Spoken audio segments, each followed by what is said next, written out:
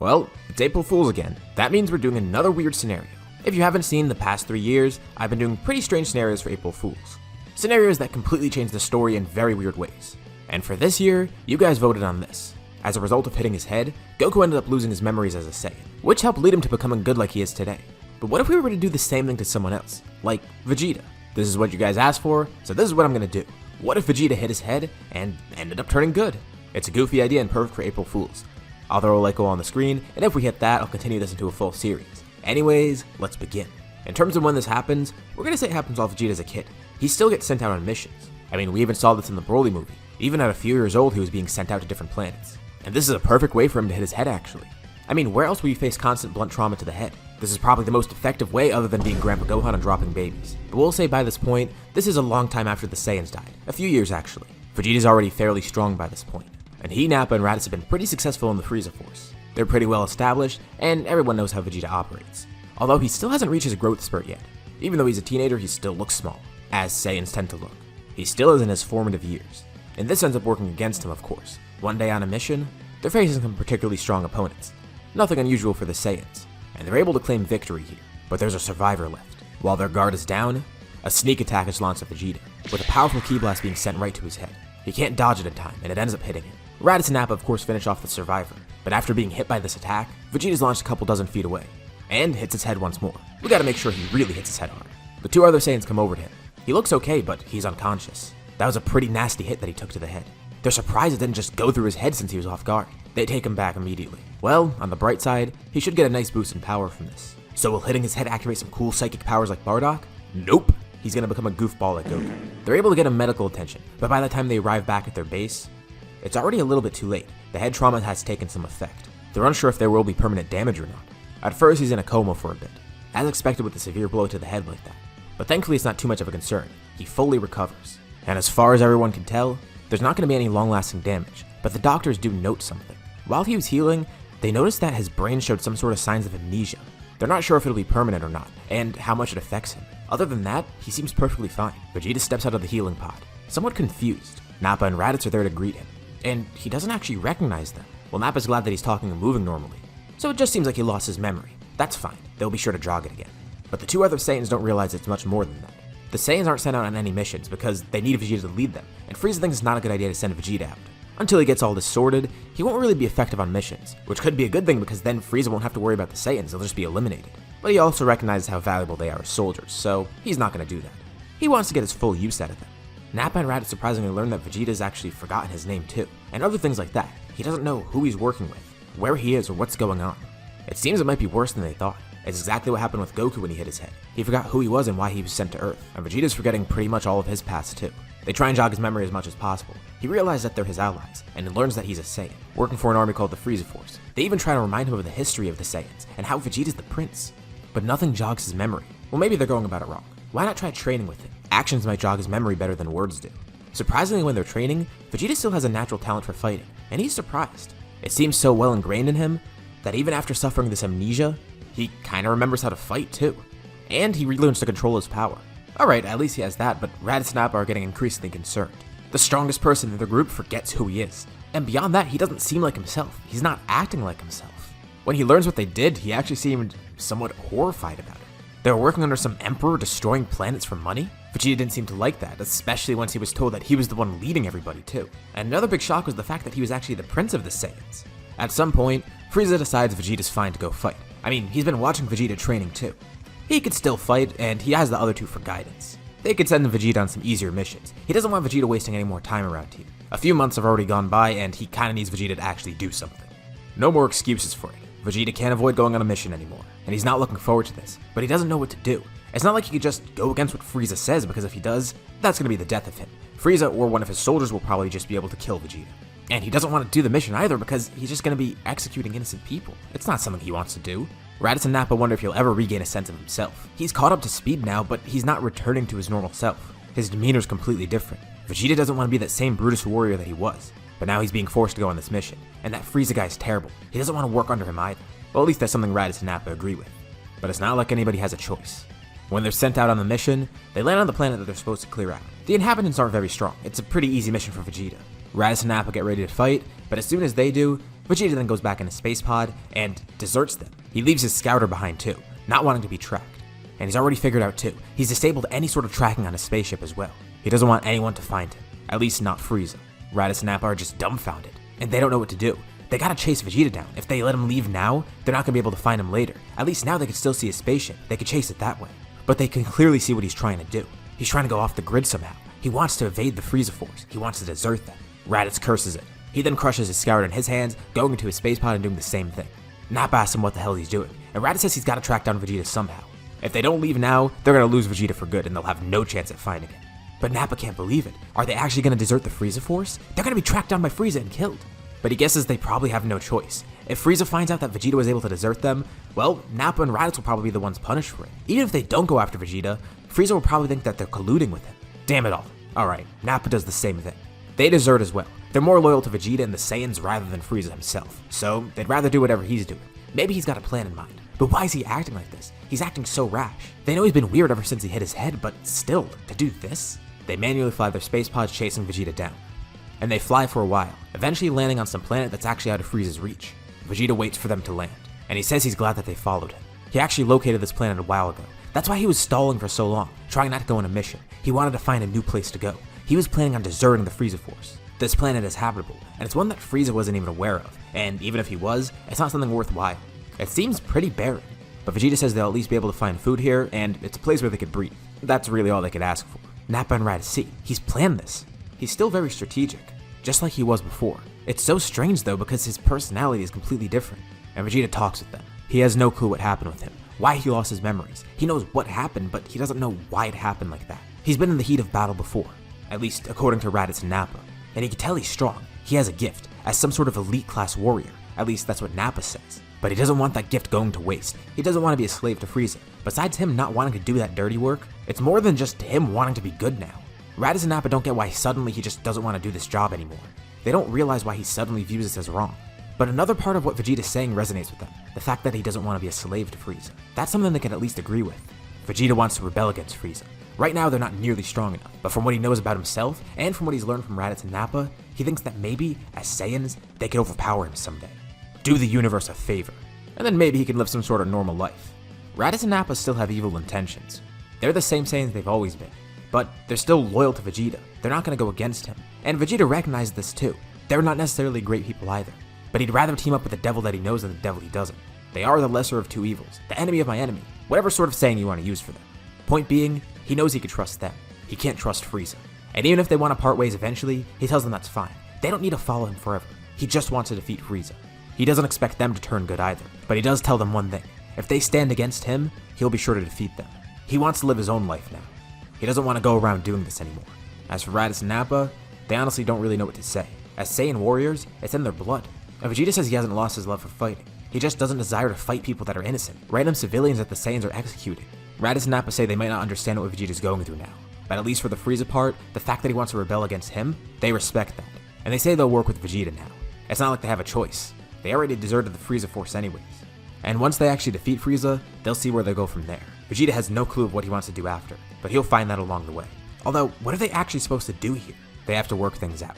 As for Frieza, he eventually finds out that the Saiyans somehow disappeared. When scouts are sent to that planet, they see a couple craters where their spaceships once were, with the remains of their scouters and some pieces of armor. When Nappa and Raditz left, they tried to make it look like the Saiyans died somehow. But it's kinda tough to do that because there's no traces of the spaceship left. It was at least worth a try though. And Frieza's suspicious. At first, the scouts buy the idea that the Saiyans actually died here. They find the remains and assume they were just wiped away with their spaceships somehow. But Frieza says that seems a little bit too convenient. Who's to say they haven't deserted him? I mean, Vegeta's been acting weird all of a sudden, but that doesn't explain why Raditz and Nappa would have done so, unless they were colluding with Vegeta. Not to mention, this shouldn't have been a tough mission. There's no way the Saiyans could have been eliminated. His scouts end up finishing the job anyways, and that just shows them this. Nobody's too sure what happened with them, and there's no way to track the Saiyans either. Sure, maybe they did actually die, but Frieza doesn't fully buy that. He still thinks they're out there somewhere, trying to plan against him. But even if that is the case, he's not too worried. Angered? Yeah. But worried?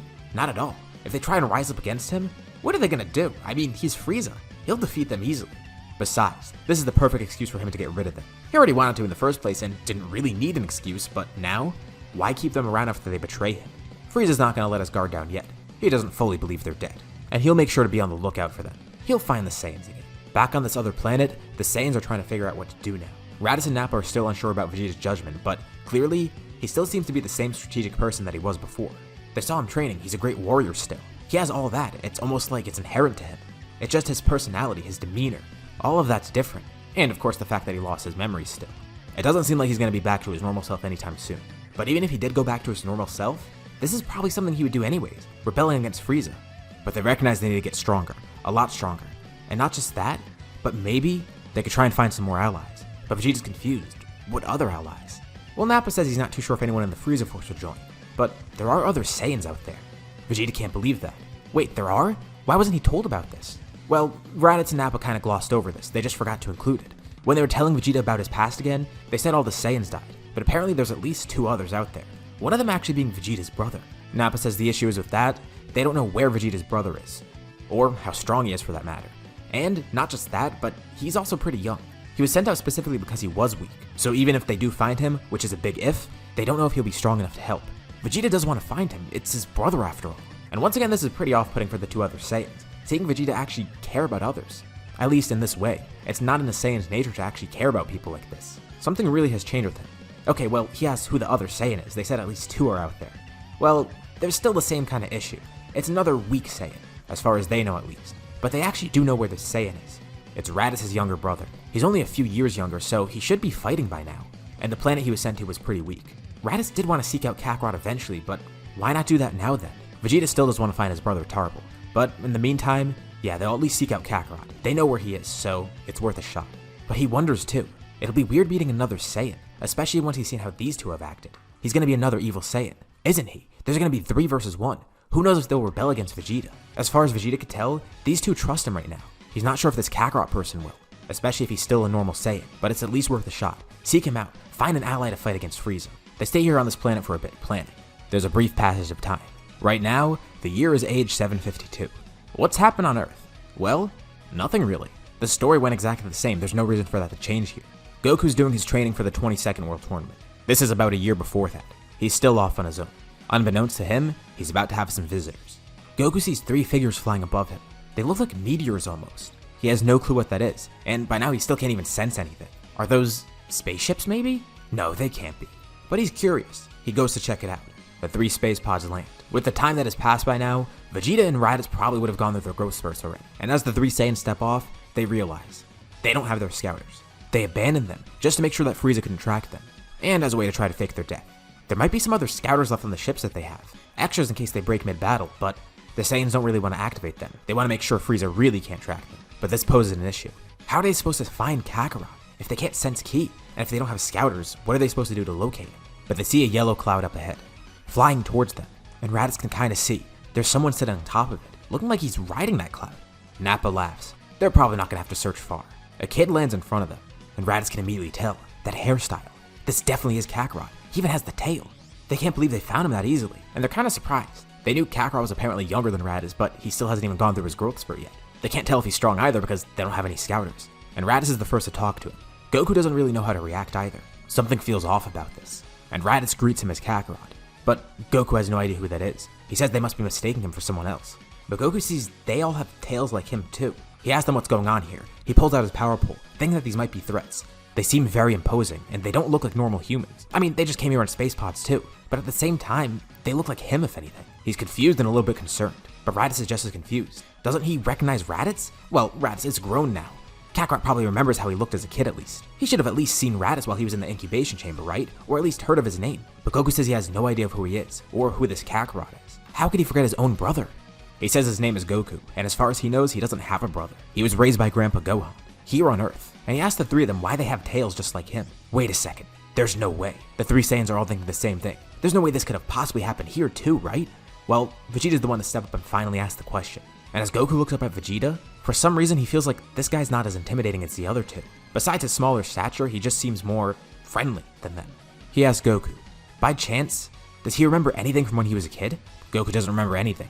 Did he hit his head or something? Goku's not actually sure. He says maybe his master Roshi would know. But the only other person who would know that is Gohan, who's dead by now. It can't actually be the case. Did Kakarot hit his head too, just like Vegeta? But Vegeta assumes this is still the case, and he tells Goku he doesn't need to worry. They're not here as threats. He needs to take a different approach to this. He knows Raditz and Nappa are probably going to act rash here, but Vegeta could see. This kid's exactly like him. He's not some brutish Saiyan like he was imagining. He seems kind and gentle. He tells the other two he'll handle this, and he asks Goku if he can speak to him alone. Vegeta says the two of them are probably similar, and he tries to explain briefly what happened. They're both Saiyans. Kakarot, or Goku, he was sent here a long time ago, and he might have lost his memory, just like Vegeta had. And Vegeta says they're here for a good purpose. They were specifically seeking out Goku, but before they do anything else, he does want to test one thing. He wants to see how strong Goku is. And Goku still isn't sure if these guys are threats or not, but it's not like that matters. Either way, they're gonna need to fight. And this Vegeta guy seems friendlier, so he doesn't mind fighting him. Actually, it's been a while since he's fought against someone, so this could be fun. And Goku reiterates, he still can't tell if these guys are bad or not. But either way, he's looking forward to the fight. And then he wants to know why they're truly here. Goku assumes a battle stance, and Vegeta smiles, doing the same. He wonders if this Kakarot, or this Goku guy, if he's any different from the other Saiyans. Looks like he's about to find out. Goku's excited to fight Vegeta. He does still think this guy might be a threat, but either way, he's gonna have a fun battle. And they could tell Goku definitely has that same Saiyan spirit, even if he doesn't know that he's Kakarot, or a Saiyan in general for that matter. The fight begins, and Vegeta can immediately see that Goku's way too weak. Like, not just weak by Saiyan standards, just weak. Vegeta can't even really enjoy the fight because he only used a very small fraction of his power.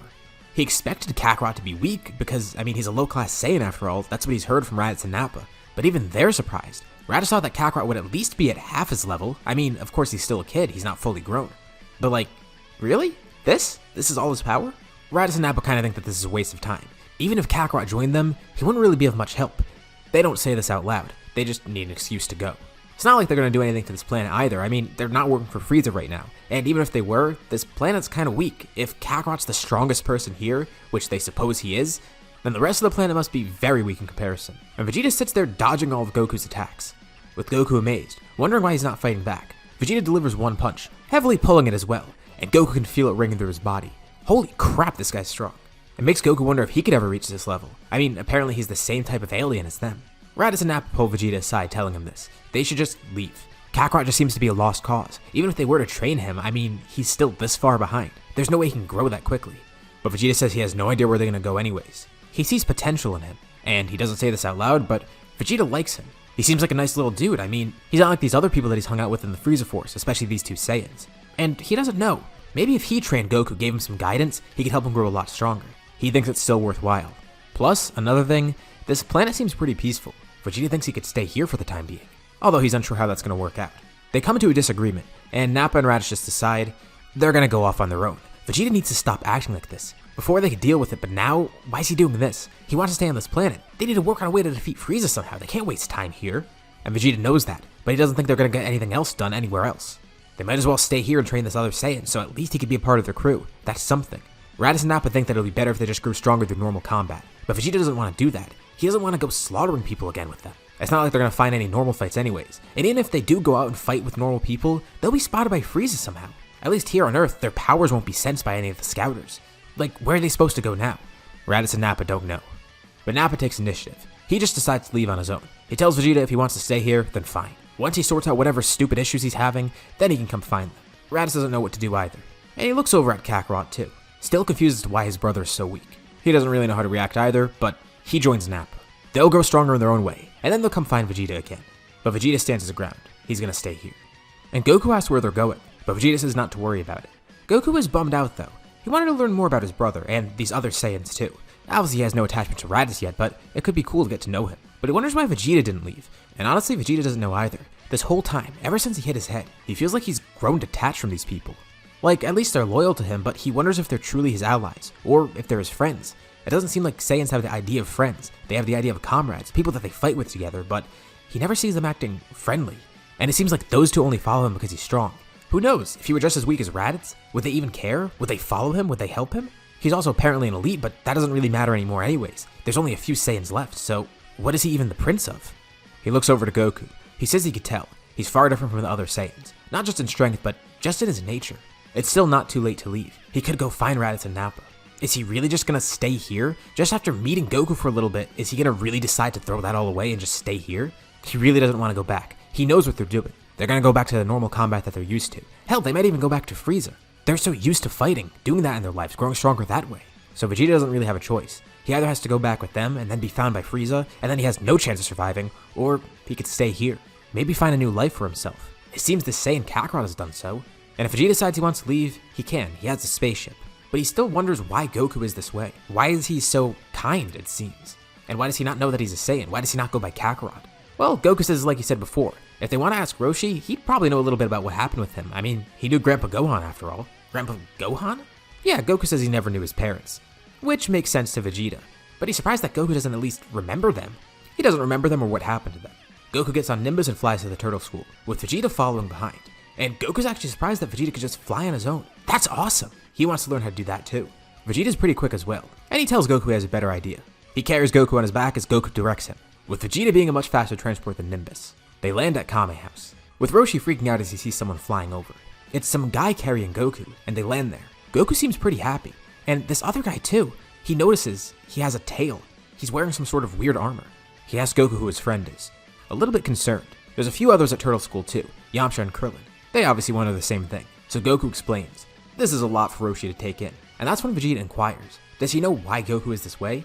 Well, from what Roshi can recall, that actually did happen. When he was a kid, Goku was dropped on his head, and apparently that same thing happened to Vegeta. Not the exact same way obviously, but he took a blow to the head and that's why he's this way now. But he didn't realize that Goku was an alien, just as Vegeta thought. This confirms everything. That's why he turned out this way. It's because he hit his head, and Goku learns of this too. He didn't realize that happened, and Roshi's suspicious about this Vegeta guy. But he has one way to figure out if he's telling the truth. He tells Goku to call Nimbus, and he does. It takes a bit, but Nimbus arrives. And he asks Vegeta to try and sit on that cloud. He says only those who are pure of heart could do so, and this will truly tell him if Vegeta is pure of heart or not. Well, Vegeta knows his mindset has changed, but he doesn't know if his heart has. He doesn't even know how he was beforehand. He still has all those sins in his past, apparently.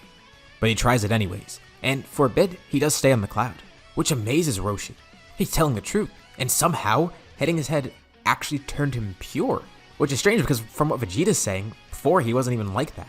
He didn't say that right off the bat because he didn't want to freak Roshi out, but apparently he was a pretty bad guy beforehand. Well, he tells Vegeta he's welcome to stay here, especially with a power like that. He could probably help train Goku up even more too. Roshi still has a bunch of things to teach Goku, but if this guy's a Saiyan just like Goku, who knows the type of things that Goku can learn from him? And Vegeta did have a few things in mind. He wants to see if Goku can grow stronger in any way. The gravity here is very weak, so that kind of explains one reason why Goku's so weak. But there's also the fact that he apparently doesn't know what a great ape is. He has his tail again, but he's never learned to control that form. He doesn't even really know he could transform. So maybe Vegeta can help work with him on that. Roshi also mentions there's a tournament coming up soon, if Vegeta wanted to join. And Vegeta's tempted because that sounds pretty fun, but he'll just watch it instead. He knows if he jumps in, he'll win regardless. His power is way too far beyond everybody else's. But at least he knows he could stay on Earth for the time being. Everyone is still terrified of him. He's an alien that just showed up out of nowhere and apparently he's part of a race of warriors. Of course they're going to be freaked out. But if Goku's the same way, and Vegeta's apparently pure with the way he hit his head, well, maybe it's fine. And if they only recognize that this is an April Fool's scenario and that there's some weird stuff going on in general, then they'd probably be more fine with it. Since there's still a good amount of time before the tournament, Vegeta spends some time trying to train Goku. He's got nothing else better to do anyways. And because of this, Goku grows a lot stronger. He's still weak by Saiyan standards obviously, but Vegeta sees that he has a ton of potential, especially because he's already a great martial artist.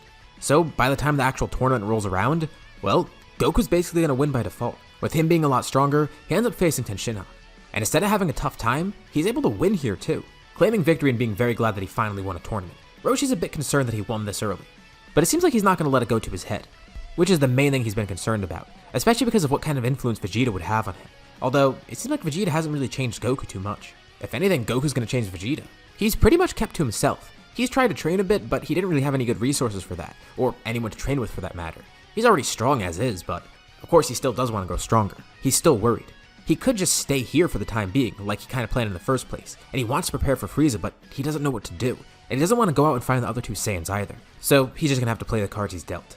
And there's a few other interesting things at the tournament too. This is the first time Vegeta actually meets Bulma, although she's still with Yamcha, but she thinks this guy is pretty interesting. I mean, he's kind of mysterious too, but nothing really happens yet. Another big thing that happens is that right after the tournament, Tambourine attacks, trying to kill Krillin, and Krillin's terrified, knowing that he's going to die here. But right as Tambourine's about to attack, somebody steps in front of Krillin, saving him. Tambourine tries to fight back, but he can't do anything, and Krillin sees who it is. It's that Vegeta guy. He saw Goku hanging around him before, and Vegeta wasn't in the tournament for some reason, but he was watching, and he can't believe what he's seeing. Vegeta tells Krillin to get out of there, and Tambourine briefly tries to fight Vegeta, and Vegeta learns what he's up to. King Piccolo sent him. They're going to kill all the tournament contestants. And Tambourine tells Vegeta, even if he dies here, it doesn't matter. He still has all his brothers that are going to help him, and Vegeta quickly realizes Earth is under threat now. He defeats Tambourine, and this is the first time he's been in a real battle, even though Tambourine's not even comparable to him. But now they're facing true evil opponents. At least in the time being, he could help. Krillin already warned the others, and Vegeta then meets up with them, having defeated Tambourine already. He tells them he's not sure who this King Piccolo guy is, but he'll try and stop him. And Roshi asks if he's really sure about that. From what he knows about King Piccolo, he's far too strong for anybody here. But Vegeta reminds Roshi, he's not like anyone else from here. He's not even from here. He's confident that he can defeat whoever this is. But he needs to make quick work, because apparently, the attack's already underway. He has no way to sense Ki, unfortunately, but maybe he could still track down everybody, as long as he knows a general location of everybody. He tells everyone he'll be right back, as he rockets off. And Goku tells him to wait up, and much to everyone's surprise, he also jumps up and flies away. Wait, when did Goku learn how to fly? Goku catches up to him, telling Vegeta he wants to help too, but Vegeta says it might be too dangerous. But Goku has a pretty good idea. Maybe they should gather the Dragon Balls. If there's already an attack underway, that doesn't matter. If they get these, they can revive everybody. And this is the first time Vegeta's actually hearing about the Dragon Balls too. Interesting. Well, maybe it'll be a good thing to gather them. That way they'll have them as a backup in case anyone does die. But this ends up working in their favor in more ways than they thought. Goku and Vegeta go to get the Dragon Radar that they need. And they see that some of the Dragon Balls are already on the move. That must be King Piccolo's doing. And if that's what's going on, that means they could actually locate King Piccolo and his sons that way. If they're aiming to get the Dragon Balls too, as well as killing all the Torment people, they can kill two birds with one stone this way. They get the Dragon Balls, and they protect them too, while also finding King Piccolo and the others. If only he had that extra scouter he came with, that would make things a lot easier. Vegeta's able to locate a lot of King Piccolo's kids, making quick work of them, with Goku also jumping in trying to fight, although it's still a lot tougher for him, even though he's much stronger than normal.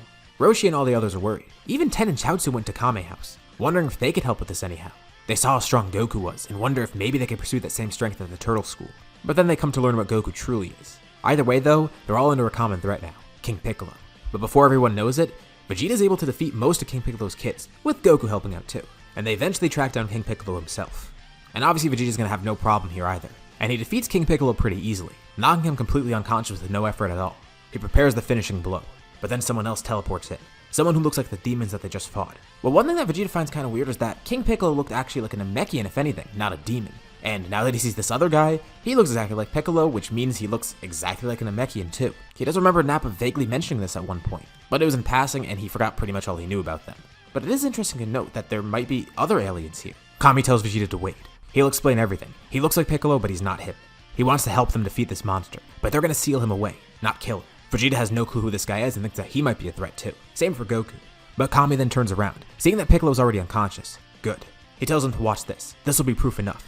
He places down a small pod and performs a Mafuba, sealing King Piccolo away, tiring himself out but then looking back at Vegeta. That should be proof enough that he's on their side. He just resealed King Piccolo. He says he'll explain who he is. He's Kami, the Guardian of Earth, basically God here. He says if King Piccolo were to die, he would too, and the Dragon Balls would be gone. He wouldn't have intervened otherwise, but he saw that Vegeta already defeated Piccolo, and he's wanted to find Vegeta for a while too, but didn't know when to actually go see it. He's been keeping tabs on Vegeta. I mean, there are these aliens that just randomly showed up and were incredibly powerful. As Guardian, he needs to make sure Earth is safe. He knows Vegeta is definitely a strong warrior, and could have been a potential threat, but looking into Vegeta's heart, he could tell now, he's not. Seeing him in person, he's surprised. There's no malice in Vegeta at all. And also that Goku kid. He's known about Goku for a while as well. But where do we go from here then?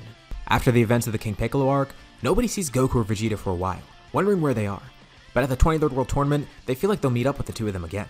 And sure enough, that's exactly what happens. They see Goku and Vegeta there once more. Surprised to see them after so long. Goku's actually been training under Kami, and Vegeta went up there too. He had nowhere else better to train, and while he couldn't grow too much under Kami, it still was worthwhile to go there. But he's also went off on his own too, trying to figure out new ways to train. And they ask if he's going to join this tournament, but he knows it's going to probably make it way too uninteresting. He's still way stronger than everyone else. But Goku's still going to join at least. And there's a few big differences with this tournament. Piccolo's not there first of all. There's no threat at that tournament and Kami doesn't end up joining it either. And with Goku being so much stronger than before too, he was pretty much bound to win anyways. But now it's made even easier, with Goku once again winning the tournament. He's kind of making a name for himself by doing this. It was a great way to test his strength and see his friends again. There's no threat here because it's just another normal tournament. Nothing crazy happens. But Vegeta's still concerned though. He hasn't heard from the other Saiyans at all. He hasn't seen them in all these years, or Frieza for that matter. And of course he's been trying to grow stronger too, but more so, he's actually been trying to just enjoy life on Earth. It's so weird having this nice change of pace. Granted, he doesn't remember too much of his time with the Frieza Force anyways, but now, he's on this peaceful planet, just living life. And even though he couldn't learn a lot in terms of strength from Goku and Kami, or Roshi for that matter, he still learned a lot otherwise. He could still grow mentally, and as a warrior he's seeing gains in other ways besides physical strength, but he still wondered what the other two are up to, so let's actually cover that. Raditz and Nappa want to still defeat Frieza on their own. Vegeta's too unstable and soft, They can't follow him anymore. They don't have the same faith in him that they did before. But they don't necessarily want to turn on him either. They're not enemies, just no longer affiliated with him. They'll take over the Frieza Force on their own. But first they're going to need to grow stronger. And if they return, they're going to need some sort of story. The only way they could actually grow stronger is going back to the Frieza Force. They don't see any other ways to do so, especially because they have so many resources that could help them, such as those healing pods, for example. So, without anything else in mind, they actually do return to the Frieza Force. And they tell Frieza some made-up story that allows them to rejoin. It covers them and Vegeta at the same time. In their story, Vegeta ended up betraying them. He's been acting weird after all, so Frieza kind of buys this. But how are they still alive? Vegeta was so much stronger than them. Well, they explain. He trapped them by misguiding them, and they went to some other planet to fight. And Vegeta tried to kill them there, but the only way they ended up winning was by destroying Vegeta's spaceship and detonating the planet. With Vegeta having no way off the planet, he was stranded, and he must have died in outer space. That's why they came back without their scouters, and why Vegeta didn't come back. And thankfully, Frieza actually buys this story. He's glad to see their loyalty. He's still suspicious though, but the story checks out. It's strange that Vegeta turned on them, but also at the same time, Vegeta's just been acting weird in general. And at least they got rid of that thorn from his side, and the two Saiyans are glad that he bought that. But what's their next move supposed to be? Yeah, they could stay here and grow stronger that way, but what do they do now? With the seeds of a rebellion planted, they still want that rebellion to happen. Maybe there's other Saiyans out there that they could seek. They don't know for sure. But in the meantime, they're going to find strength in their own way. As an April Fool's scenario, we can include some more fun things to keep it interesting, aka other villains that actually aren't in the main series. I like doing this in some of my videos anyways, and especially for a scenario like this, let's make it a little bit more lighthearted in a way. And just to be straightforward, if I kept the series strictly canon, you'll easily come to see that going forward, there won't even be any villains if I didn't do it this way. So I feel like this is going to be a nice addition to the story, plus it's just fun in general. Let's start by covering what happens on Earth. As for Vegeta and Bulma, that still becomes a thing. Actually, way earlier on because Vegeta still meets her. So Vegeta's personality definitely is different since he is fully good, but I think it would still end up working out. Especially because Bulma would probably just find him charming in general. Hell, there was even a point where she was considering what would have happened if she ended up with Goku. But what ifs are my job. And in this one, she still ends up with Vegeta. Kinda sucks for Yamcha, but that's his fault. So, deserved. Vegeta's actually starting to really enjoy life on Earth. He's concerned about Frieza still, and frankly, concerned about the other two Saiyans, but he's becoming close with everybody here. He has Goku as a friend now, and he's not just a rival, he's an actual friend. It's so strange because as far as Vegeta knows, he never had these types of bonds in the Frieza Force. He's had comrades, and he's come to realize too, especially after he hit his head, that's all Raditz and Nappa were. They were just comrades, fellow soldiers. They weren't truly friends. That's not something that really happened with Saiyans. At least not too often. Especially with someone like Vegeta. People were loyal to him because he was strong and he's the leader of the Saiyans. Or at least would have been if the Saiyans ended up surviving. But here Vegeta has people like Bulma, Goku, and other friends as well. He even briefly trains under the Roshi, although Roshi can't really teach him too much, since he's worried that Vegeta's just far too powerful for him. But Roshi teaches things that aren't focused on pure strength, so that's obviously going to still be beneficial for Vegeta, and the two of them come to realize this pretty quickly. But there's other rivals around him, specifically Krillin for example. Since Vegeta's already kinda close with Goku, that extended to Krillin as well. Especially because Krillin's always liked Vegeta ever since he saved him from Tambourine. Like, of course everyone was weirded out with Vegeta at first, but now, especially after what happened with King Piccolo, everyone thinks he's a pretty great guy actually. At first he was a little bit mysterious and to himself, but now he's a lot more open with them. A lot more extroverted, which is pretty fun. But, as I kind of alluded to before, nothing really much happens on Earth. Piccolo's not around, and it's not like there's going to be a Saiyan saga or anything because the Saiyans already arrived. Life is just peaceful on Earth. Goku ends up getting married with Chi-Chi. Vegeta ends up getting married with Bulma. Actually around the same time that Goku gets married, so that's definitely going to have some pretty huge implications as you could probably tell. And while nothing's happening, that's good for them. There's not a bunch of world-ending threats showing up. After King Piccolo was easily stopped, it's been actually pretty peaceful. So instead of focusing on Earth, let's go over to the Saiyans. Raditz and Nappa are still set on defeating Frieza. They have to train intensely to do this. Yeah, they can keep going on missions and stuff, but training really does help too. Without the guidance of Vegeta, they really need to take charge themselves. It's not like they're incompetent without him or anything, they were still out on missions while Vegeta was recovering after all. But now they're really on their own, and they're taking up a lot more missions, partially because that lets them grow stronger, partially because they have fun with it as well, and partially because they think they might be able to find some other people to join them. They of course know Vegeta's brother's out there, but he's probably going to be like Kakarot too. And at least with Kakarot they knew where to find him, while with Turbo they don't even know where to find him because that was Vegeta who knew about it. So maybe he's too soft. There's gotta be another Saiyan out there though, maybe more. Or at least someone that'll team up with them against Frieza. They can't really trust anyone else within the Frieza Force. And since they're Saiyans, it's not like they're going to be very welcome at other planets if they try to find allies there. What are they supposed to do to actually get ahead of him? I mean, they could try and become Super Saiyan somehow. That still sounds like some sort of a rumor. They don't know anything about it. Or even if it's possible, they don't know what it is. Is it a transformation? Is it just a state of being? Is it something they're born as? Is it something they get during battle? You saw Vegeta during the Namek arc. He didn't really know what a Super Saiyan was. So it's not like they could just go and try and get that transformation because they have no clue of what it actually is. But hopefully they find something out about it along the way. Maybe they can become Super Saiyans, but that's gonna be kind of in the back of their heads because there's no way to actually do it right now. So they just keep going on missions, and they do grow a lot stronger. Much stronger than normal at least. Until one day they actually find someone that could be particularly valuable. With the Frieza Force gaining more and more influence, especially because it's remaining relatively unchecked, there's going to be other factions that the Frieza Force is going to have to deal with. It's not like they're the only ones in the universe. There's other factions out there too. And Frieza has a special mission one day. He gets some of his strongest troops to go after it. Zarbon, Dodoria, Raditz, and Nappa. He does have some other strong soldiers, but he feels like this is a good crew. He tells them there's been another small crew going around. One that not many people know of, but he knows of. They're particularly strong in comparison to his other soldiers. But he feels this group could take it down. It shouldn't be that powerful. He doesn't know much about them, but from what he does know, they go around trying to collect planets for themselves. They've only gotten a few small ones so far, nothing really big. But from these planets, once those people arrived, that planet was left barren. It was completely pillaged and there was no life left on it, except for a giant dead tree. Sounds creepy, but they're up for it. This group is apparently called the Crusher Corps, and that's really all they know. But Frieza's had some scouts on them for a bit, trying to track them down, and they finally found the next target for the Crusher Corps. He doesn't know how many are in this group, but he has a rough estimate of how powerful it might be. This group should be more than enough to handle it, and he expects them to report back with all their findings, because they will win here. Zarbon and Dodoria are annoyed that they have to babysit Raditz and Nappa. Yeah, they're powerful, but they're not like Vegeta's level. Nappa is kind of getting on the cusp of that, but he's still not there yet. And Raditz is definitely stronger than before, but, like, he's Raditz. They always knew he was the weakest of the three Saiyans. Secretly, they hope that on this mission, those two Saiyans will just be killed, and then they could just clean up whoever's left. They're able to intercept the Crusher Corps before they attack another planet. This will be a planet for the Frieza Force. And it seems like it's just a group of 4 people. They do seem decently powerful, but compared to this group of 4, they're not going to compare. The small group of the Frieza Force defeats the Crusher Corps, and honestly, they're kind of surprised. That was it? It was just those 4 people that were that easy to defeat? There has to be something more to it. But the planet's shaking. Something sprouts nearby.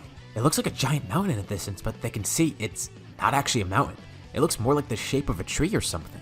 Immediately the 4 of them rush over. There's still more of the Crusher Corps left. Those 4 must have been a distraction. They must have knew the Frieza Force were going to attack. But the question is, how many of them are left, and how strong are they? When they arrive over at the tree, their scouters go off. They look up and no one's there. Whoever they just detected vanished. A man lands near them. He's standing there, holding what looks to be some sort of fruit, and the 4 Frieza Force soldiers look completely dumbfounded. Well, for one, this guy, he obviously looks like a Saiyan, but weirder is the fact that Raditz and Nappa realize he looks exactly like Kakarot of all people. The man laughs. As expected, they ended up defeating his group. That's all fine and good, but they're gonna have a bit of a tougher time with him, because he's finally gotten another fruit. He's gotten a few weak ones so far, but this one should be potent. But as he looks at the 4 of them, his eyes then look over at Raditz and Nappa. He immediately realizes who they are. They're also Saiyans. And no words are exchanged between the 3 Saiyans, except for the man introducing himself as Turles. As he then takes a bite of the fruit, powering up dramatically, everyone's scouter explodes. And single-handedly, he takes down the door. And it's pretty effortless. This terrifies the rest of them, and Zarbon ends up powering up, going into his monster form. But that does nothing against him. Turles is able to easily defeat him too. And he looks over at the other 2 Saiyans. He doesn't attack them though. He has a proposition for them. He's already lost his crew, which is kind of a pity. But these 2 could be part of his crew now. They could be his new allies. That, or they could die here. Raditz and Nappa don't really know what to say. They're kind of terrified of this guy, and it's not like they really have a choice either. But Turles tells them he knows what they want. They want to defeat Frieza too, right? They can say it out loud. There's no scouters around, and Zarbon and Dodoria are dead. Well, yeah, Raditz and Nappa say that's true. Good. Well, Turles wants to do the same. And it's not really because he wants revenge for the Saiyans or whatever, it's because he wants to take control. And the only way to do that is to actually defeat Frieza. I mean, look at this, they're already at war. And he does need a new crew after all, and it's probably better if they're Saiyans. Like, think of that, fellow Saiyans working together, especially because one of them appears to be another low-class warrior. And that explains it to Raditz and Nappa. No wonder he looks like Kakarot, but that doesn't explain why he's so powerful. He can tell they're probably confused, but he'll be able to fill them in later. And he asks them again, do they want to join? Without really knowing what to say, they decide, yeah, they'll join. This is a pretty easy out for the Saiyans. Zarbon and Dodoria are dead, and as far as Frieza knows, the Saiyans are probably dead too. He still is very suspicious about all this though. I mean, first, Vegeta dying, which seemed kind of unnatural, and then everyone dying here. And it's not like there's remains for Zarbon and Dodoria either, they're just completely wiped off the map. And Frieza doesn't see them betraying him. The Saiyans, yeah maybe, but Zarbon and Dodoria, they wouldn't betray him, they're loyal. They'd have no reason to join the Saiyans either, and they wouldn't be stupid enough to go against Frieza thinking that they could defeat him or whatever. And while he still isn't sure about the whereabouts of Vegeta, he actually believes that this time, the other 2 Saiyans are dead. There's no way they could have made it out of this. Again, he also doesn't really know much about Turles. He doesn't even know that he's a Saiyan. If he did, then maybe he'd have a different conclusion, but he doesn't actually know who Turles is. That annoys him to no end. It looks like next time they find the Crusher Core, they're going to need to be a little bit more serious. He sends out more scouts, but they aren't able to find him. And if any scouts do end up getting close to him, they're just destroyed immediately. They get no data about him or who he's with. They gotta keep a distance after all if they want to get more data. And the Frieza Force completely loses sight of Turles. Meanwhile, he's going around with these other two Saiyans. They're taking over more planets. He uses Raditz and Nappa as soldiers to help him out.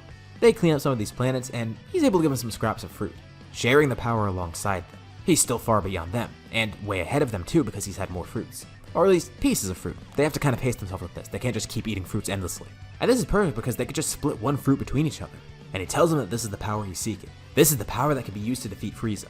And Raditz and Nappa are surprised. Is this the power of a Super Saiyan or something? Turles says no. It's just the power of the fruit of the Tree of Might. It's nothing innate to Saiyans. Anyone could actually get this. And slowly, the three continue growing stronger and stronger together.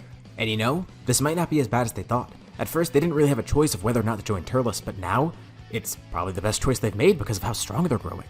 But Turles says this still might not be enough. No matter how many times they eat the fruit of the Tree of Might, it might have diminishing gains at some point. They might actually need more people in their crew. That would be the best way to defeat Frieza. There has to be more out there, more people that they can recruit, more Saiyans maybe. And he looks to Raditz. He remembers, when they first met, Raditz muttered some name. He said Kakarot, like he looked at Turles and recognized him as someone else. Kakarot's a Saiyan name, and he tells Raditz to tell him plainly. Are there other Saiyans out there? He doesn't want to be lied to either. Well, they really have no choice but to give it away, and Turles learns of Kakarot and Vegeta. Interesting. The other two didn't bring this up before because they thought they would be too weak. Vegeta was too weak-minded and Kakarot was just too weak in general. But Turles reminds them, look at how strong they've grown with the fruit of the Tree of Might. Imagine 2 other Saiyans in their crew, especially the Prince. Turles will still be above all of them, which is nice. But they could recruit these other 2 Saiyans. He begins pondering. Let's go back to Earth. By now, we're past the point that the Saiyan saga would have happened. And probably past the point of Namek as well. Goku and Vegeta have continued training together, growing closer as friends and as allies. And they have some pretty great training partners with them, including 2 new people. 2 people that weren't really around before. Goku and Vegeta got married around the same time. And it's not just that either. They each ended up starting families at the same time as well. And the 2 are training together with their 2 kids. Goku's kid, Gohan, and Vegeta's kid, Trunks. Oh yeah, and a little side note, I know I do this sometimes in my videos where people are born earlier or later or whatever, and I know this isn't how genetics works, where like, it would be the same exact person, but like, is that the one thing you're gonna question in the what if? The fact that I included Trunks instead of making some random OC because that's not how genetics works in Dragon Ball? No, I'm putting Trunks here. So it's Trunks, the same one except earlier. And Gohan, well, he's still Gohan. Point being, they each have their own sons now. And man, life is very peaceful on Earth. They can't believe it, especially Vegeta. This would be a terrible time for someone to attack, wouldn't it?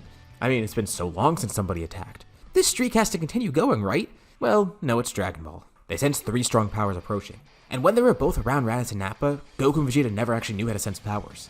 Now they do, and they can just tell 3 people are approaching. And they can kind of get a feel for it, feeling like it's a Saiyan's key or something, but that's weird that there's 3 of them. They only remember 2.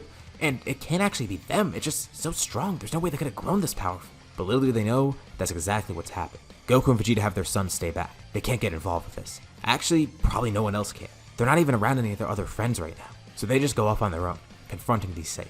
And just as they expect, there's 3 space pods. 2 familiar faces step out, Raditz and Nappa. And there's another familiar face, but at the same time, they're just questioning why he looks like that. Goku's jaw drops as he sees him. Why does that guy look exactly like him? And Turles looks a little surprised at first, but then laughs. He kind of expected this. Raditz decides to do the talking. He tells Goku and Vegeta he's back to recruit them. He tells them they're on the cusp of defeating Frieza. These 2 should be able to tell that Raditz and Nappa are very powerful now. And those 2 could join them, help them defeat Frieza. They just need a few more people to tip the scale, and these 2 should be enough. And Raditz looks over at Vegeta. He knows he wants to join again. It's in him. He can't be the same way he was before after he hit his head, right? He has to be normal again by now. And Kakarot, he has to join his people. As one of the last few Saiyans around, especially with one of them being his brother, Kakarot really should be joining them, teaming up with them to defeat Frieza. Frieza's a greater evil than anybody knows, and he can come to Earth one day for all they know. And while that does make sense, Frieza is a threat, especially because Vegeta recognized that, he tells them that's stupid, that's not gonna work. They're still not strong enough to defeat Frieza. Even if they think they are, they don't know what Frieza's true power is. And yeah, they're definitely powerful by now, but there's no way that's gonna work. Besides, what are they gonna do after the fact? He doesn't want to be a part of their crew because he knows how they are. And this kind of angers Raditz and Nappa, to hear Vegeta verbally turn on them like this. And Nappa tells Vegeta he should be grateful. He raised Vegeta, and Vegeta's gonna stop acting like this. He thought he would surely be over that by now, but no, it seems like that head trauma still remained. And if anything, he got softer here on Earth. But Vegeta says quite the contrary. He's made many strong bonds here on Earth, and he's never stopped training either. getting stronger with Goku too. And he says despite what they may think, this low-class Saiyan, he's had the potential to grow really strong as well. Now, he doesn't know how these other 3 Saiyans grew strong, especially Raditz and Turles, those other 2 low-class Saiyans. But he tells them that Goku, he got it through hard work. And he showed Vegeta the value of that as well. The 2 of them have trained the same way. He tells them they're welcome to go on a suicide mission against Frieza, but he's not going to join them. And Goku says the same thing. He wishes them luck, but he's happy here on Earth. While the idea of fighting Frieza sounds enticing, Vegeta's definitely warned him against it by now, many times. Raditz and Nappa really have no idea how to react. But Turles, he knows exactly what to say. He finds these 2 weak. They shouldn't remain here. And you know, now that he thinks about it, this planet might be a good place to plant a tree. He tells Raditz and Nappa they're not going to leave just yet. He's going to plant another tree of might. And he wants Raditz and Nappa to handle these 2. They definitely can. They're strong enough by now. Raditz and Nappa don't really know what to do at first, but they look over at the other 2 Saiyans. Goku and Vegeta can't believe what they're hearing either. They're not actually going to do it, are they? Vegeta asked them too. What are they doing taking orders from this other Saiyan? They should be stronger than him, right? The whole point of this was that they didn't want to be controlled by others, but they are. They're being controlled by this other Saiyan. Raditz and Nappa don't know if they can even go against Turles. And now that they think about it too, he's kind of right. These 2 are too weak-minded. They're disgraces to Saiyans. And you know, if the tree of might on this planet will be powerful, maybe it's worth it. Goku and Vegeta could tell that these 2 are contemplating something. So, they both assume a battle stance. Goku and Vegeta say that they don't need to settle this in a fight. There's no reason to fight here. Turles kind of expects that from them though. From Raditz and Nappa, he expects them to attack, not question it. They're Saiyans after all. They should be attacking. They should want to fight here. They should want to get rid of these poor excuses for Saiyans after all. Raditz and Nappa aren't really sure what to do. They can just leave these 2 here, but at the same time, they feel like if they go against Turles, then Turles is just going to go after them instead. And even with their recent increases in power, there's no way that they're going to be able to stand up against him. At least, they assume so. Raditz is the first to jump in. He eventually decides to do so, with Vegeta and Goku fending him off. Nappa nervously laughs. Looks like they won't even need his help. Raditz could just do this alone. But Turles isn't too sure, and he tells Nappa he better go join in that fight. Get rid of those 2 Saiyans. Nappa still isn't really too sure. He's annoyed at Vegeta's behavior recently, and he does kind of agree with Turles. But at the same time, that's Vegeta, that's the prince. It's still important to him despite the fact that there's no one to be a prince of. He has the loyalty to Vegeta. Hell, he kind of raised Vegeta after all. Even though Saiyans might not have those close familial bonds, they're still gonna have that loyalty. At least to each other, especially someone like Nappa looking at Vegeta. Raditz is mainly fighting out of fear of Turles. But he still doesn't get what happened with these 2. Why is Kakarot like this? Why is Vegeta like this? He saw Vegeta before. Vegeta was never like this. It was all because of that head trauma. How did that even cause that? And the fact that it happened to both of them is even worse. Turles watches on happily, as he then goes off on his own, looking for a spot to plant the Tree of Might. Vegeta and Goku are actually pretty surprised. They can't fend off Raditz. He's able to fight both of them at once. Even with their newfound strength, they can't seem to overcome him. They have been training. A lot, actually. Hell, the 2 have even been training as great apes. If they ever did need to break out that power, they could, and Goku could actually control it now. He still does have his tail, too. But that would definitely be very risky here because Raditz and Nappa can fight too like that. So they don't really have any other options. Is Raditz really a threat? They try and talk with him. They want to learn more about the other Saiyan, and how Raditz and Nappa got so strong. They were never this powerful. There's no way they could have gotten this strong. Raditz says even if he tried to explain, it wouldn't really benefit them.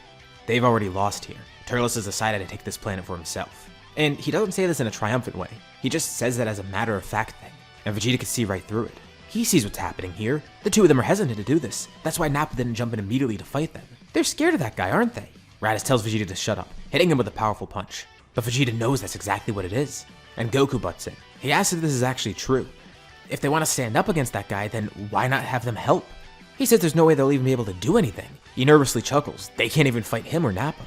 And on top of that, it's not like they wanted to help fight Frieza before. Why do they want to help fight this guy now, even if that is the case? Well, Goku says it because they brought the threat here to Earth. They don't really have a choice, they're gonna have to fight him anyways. With Frieza, it's not like they wanted to get involved. Yeah, they did have the nice prospect of fighting someone strong, especially for Goku that was a huge plus. But they weren't prepared, they weren't ready to fight Frieza. If they went out there, they'd basically be having a death wish. I mean, here it might be the same case. They don't know how strong Turles is, but still, he's here, they're gonna have to fight him regardless. They didn't back down against Frieza, they were just trying to play the long game, play it smart. I mean, Raditz and Nappa were doing the same thing too, it's not like they attacked right away. They've apparently been up to stuff. And then Nappa shouts, he can't take it anymore. He tells Raditz to face the facts. They don't want to work under Turles. Yeah, Vegeta's been weird these past few years, but they've always been loyal to him. And they know they could trust him. Hell, with Frieza, they don't know what's gonna go on there. They basically faked their deaths twice, there's no way they're gonna get back to Frieza another time. And as for Turles, even if he does somehow manage to beat Frieza, what's next? They're still gonna be under his thumb?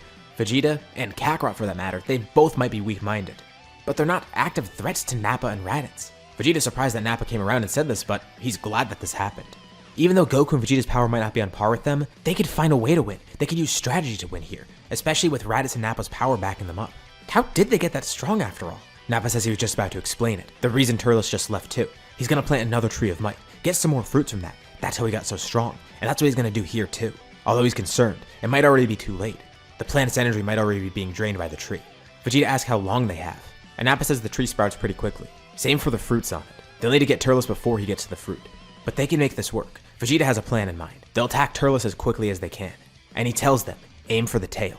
If they're able to cut Turles' tail off, Vegeta will lend some of his strength to an artificial moon, allowing Raditz, Nappa, and Goku to transform.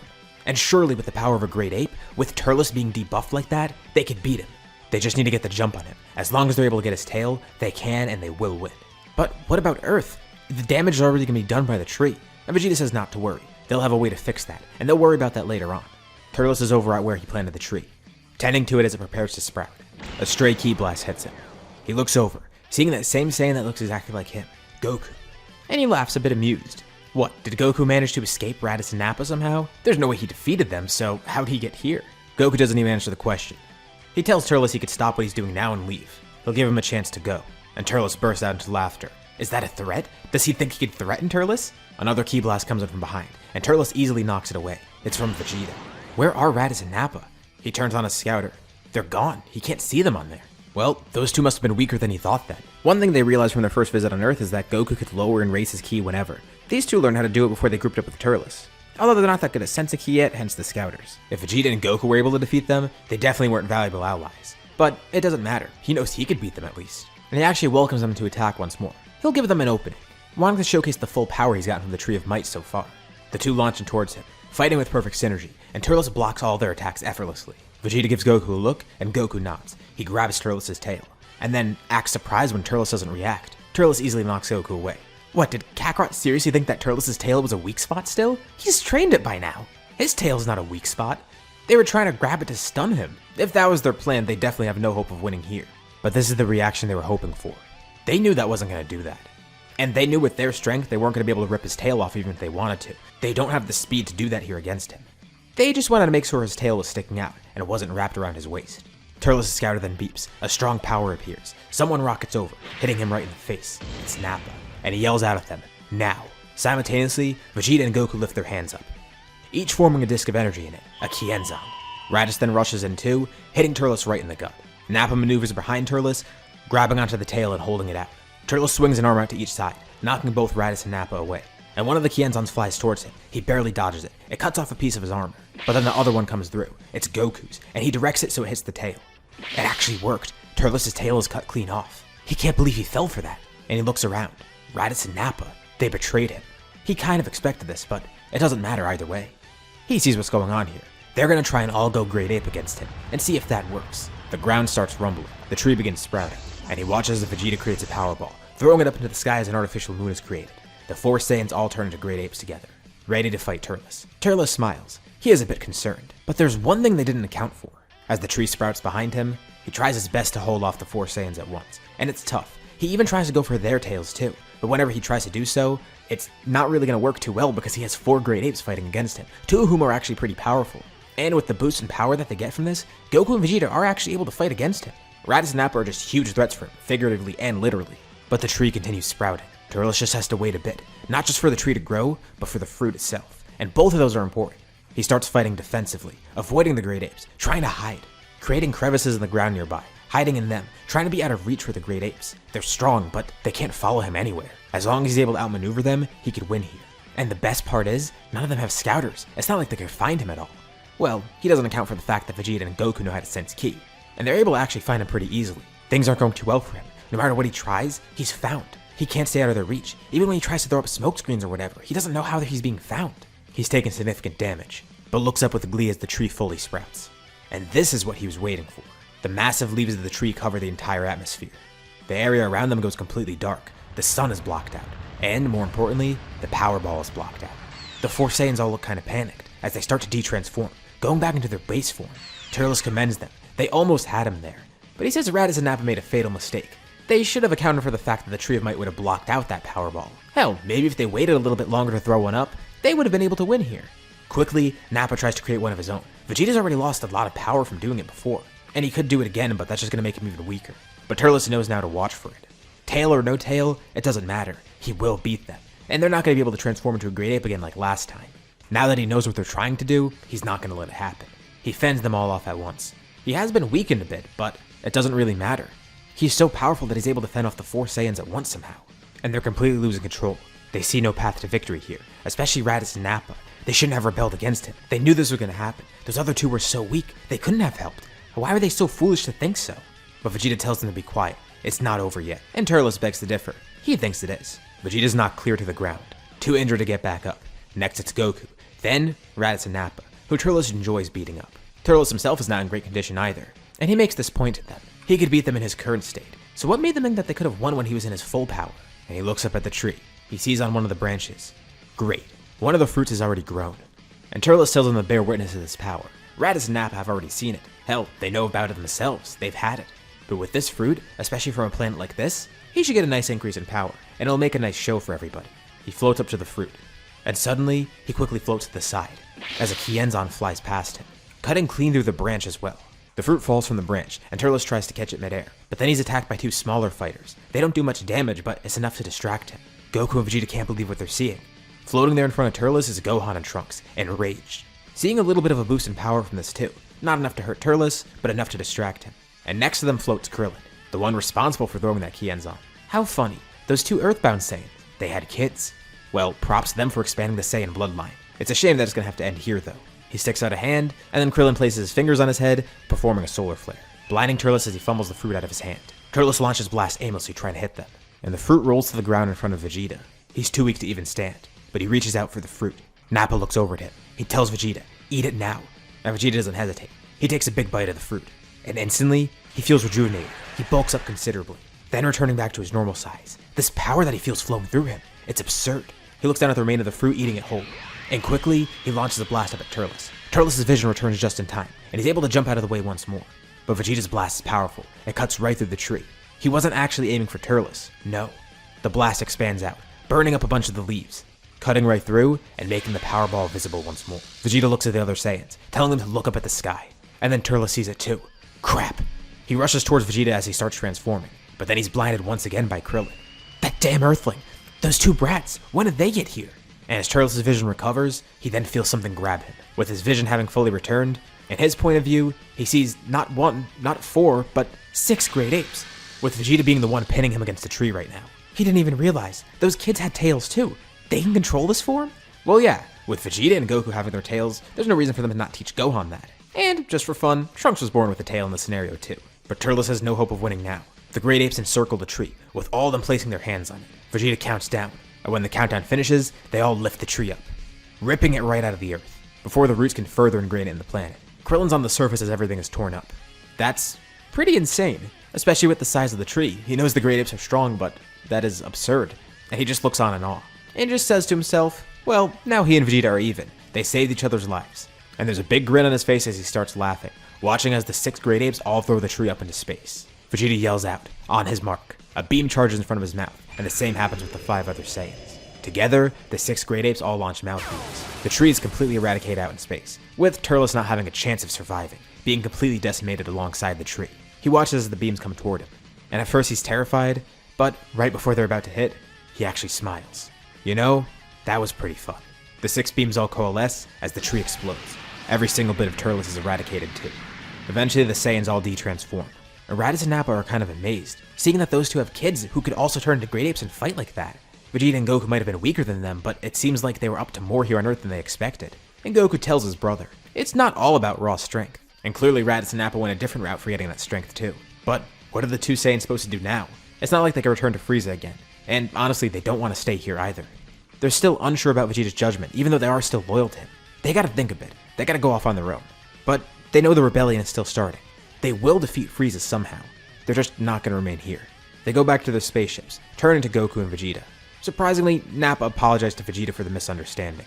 But Vegeta says he's just glad that Nappa saw the light finally. Same for Raditz. And Raditz looks over at the 2 of them, seeing his brother and his nephew. It's awkward and he doesn't really know what to say either, but Nappa says they'll be hearing from them soon. The 2 Saiyans launch off into space, not really knowing where to go next. And Krillin questions, that tree did a lot of damage, so they're gonna have to try and restore Earth somehow. Vegeta says he's not too worried. they could just use the Dragon Balls. And they look over the crater and see the huge extent of the damage. It's way worse than they thought. Well, at least they stopped it before it got too rooted into the earth. And Goku asks how Vegeta's feeling. That fruit, it must have granted him some insane power. Goku can still feel it overflowing. And Vegeta says he's not sure how he's going to even control this. But he didn't really have a choice. And that makes Goku wonder, what did the fruit taste like? Oh, Vegeta thought he was going to ask about the power of it or something, but you know, it tasted surprisingly okay. Krillin's already gone into the crater just to look around, and he yells at them. He tells them to come down here real quick. It seems like the tree made more than one fruit. At the very bottom of the crater in the center, it seems like there's a couple fruits down there. 3 of them, actually. Interesting. And Vegeta tells Goku, well, now maybe he could taste that fruit. See for himself if he likes it. Well, no one's really sure what to do with the fruits, and honestly if it's even safe to eat them. But they guess they'll figure something out. Gohan and Trunks are just as curious too. But Goku and Vegeta make sure to keep them away from that. Yeah, they're gonna have to figure something out about those. With these extra fruits, what are we supposed to do with them? Well, Vegeta doesn't like using the fruit for power because of how it was made. And also it gives him the power instead of him working for it. That's one thing that's still consistent with him. Even after hitting his head, he still likes to work for his power. Especially around someone like Goku and seeing how much hard work pays off, yeah, he's gonna really like that. Of course, he did already eat a fruit, but that was kind of out of necessity. It was a last-ditch effort to try and defeat Turles, and it did actually help them. That's not something that this version of Vegeta would normally want to do. Goku is briefly intrigued, but also at the same time, he's thinking the same thing. He's not gonna have it because he'd rather work for his power. And seeing how this fruit was made, they can only imagine how the others were made. Turles, and Raditz and Nappa by extension, their strength came from destroying planets by planting that tree. And for all they know, the plant's dangerous. They don't know what the effects would be if they eat it. Vegeta felt the power coursing through him, and realized that it could have worked the other way. It could have just killed him. Although, these fruits aren't going to go to waste. Krillin decides he's going to take them. He's not going to eat them, he's just going to try and see what he can do with them. He sees how far ahead these two are. Goku's his best friend, and Vegeta, he kind of admires him. That's a pretty important thing that we have to consider for Krillin here. His admiration for Vegeta is actually going to help him try and get to his level. And he wonders if these fruits could be the key to that. And maybe harnessing their power in a more ethical way.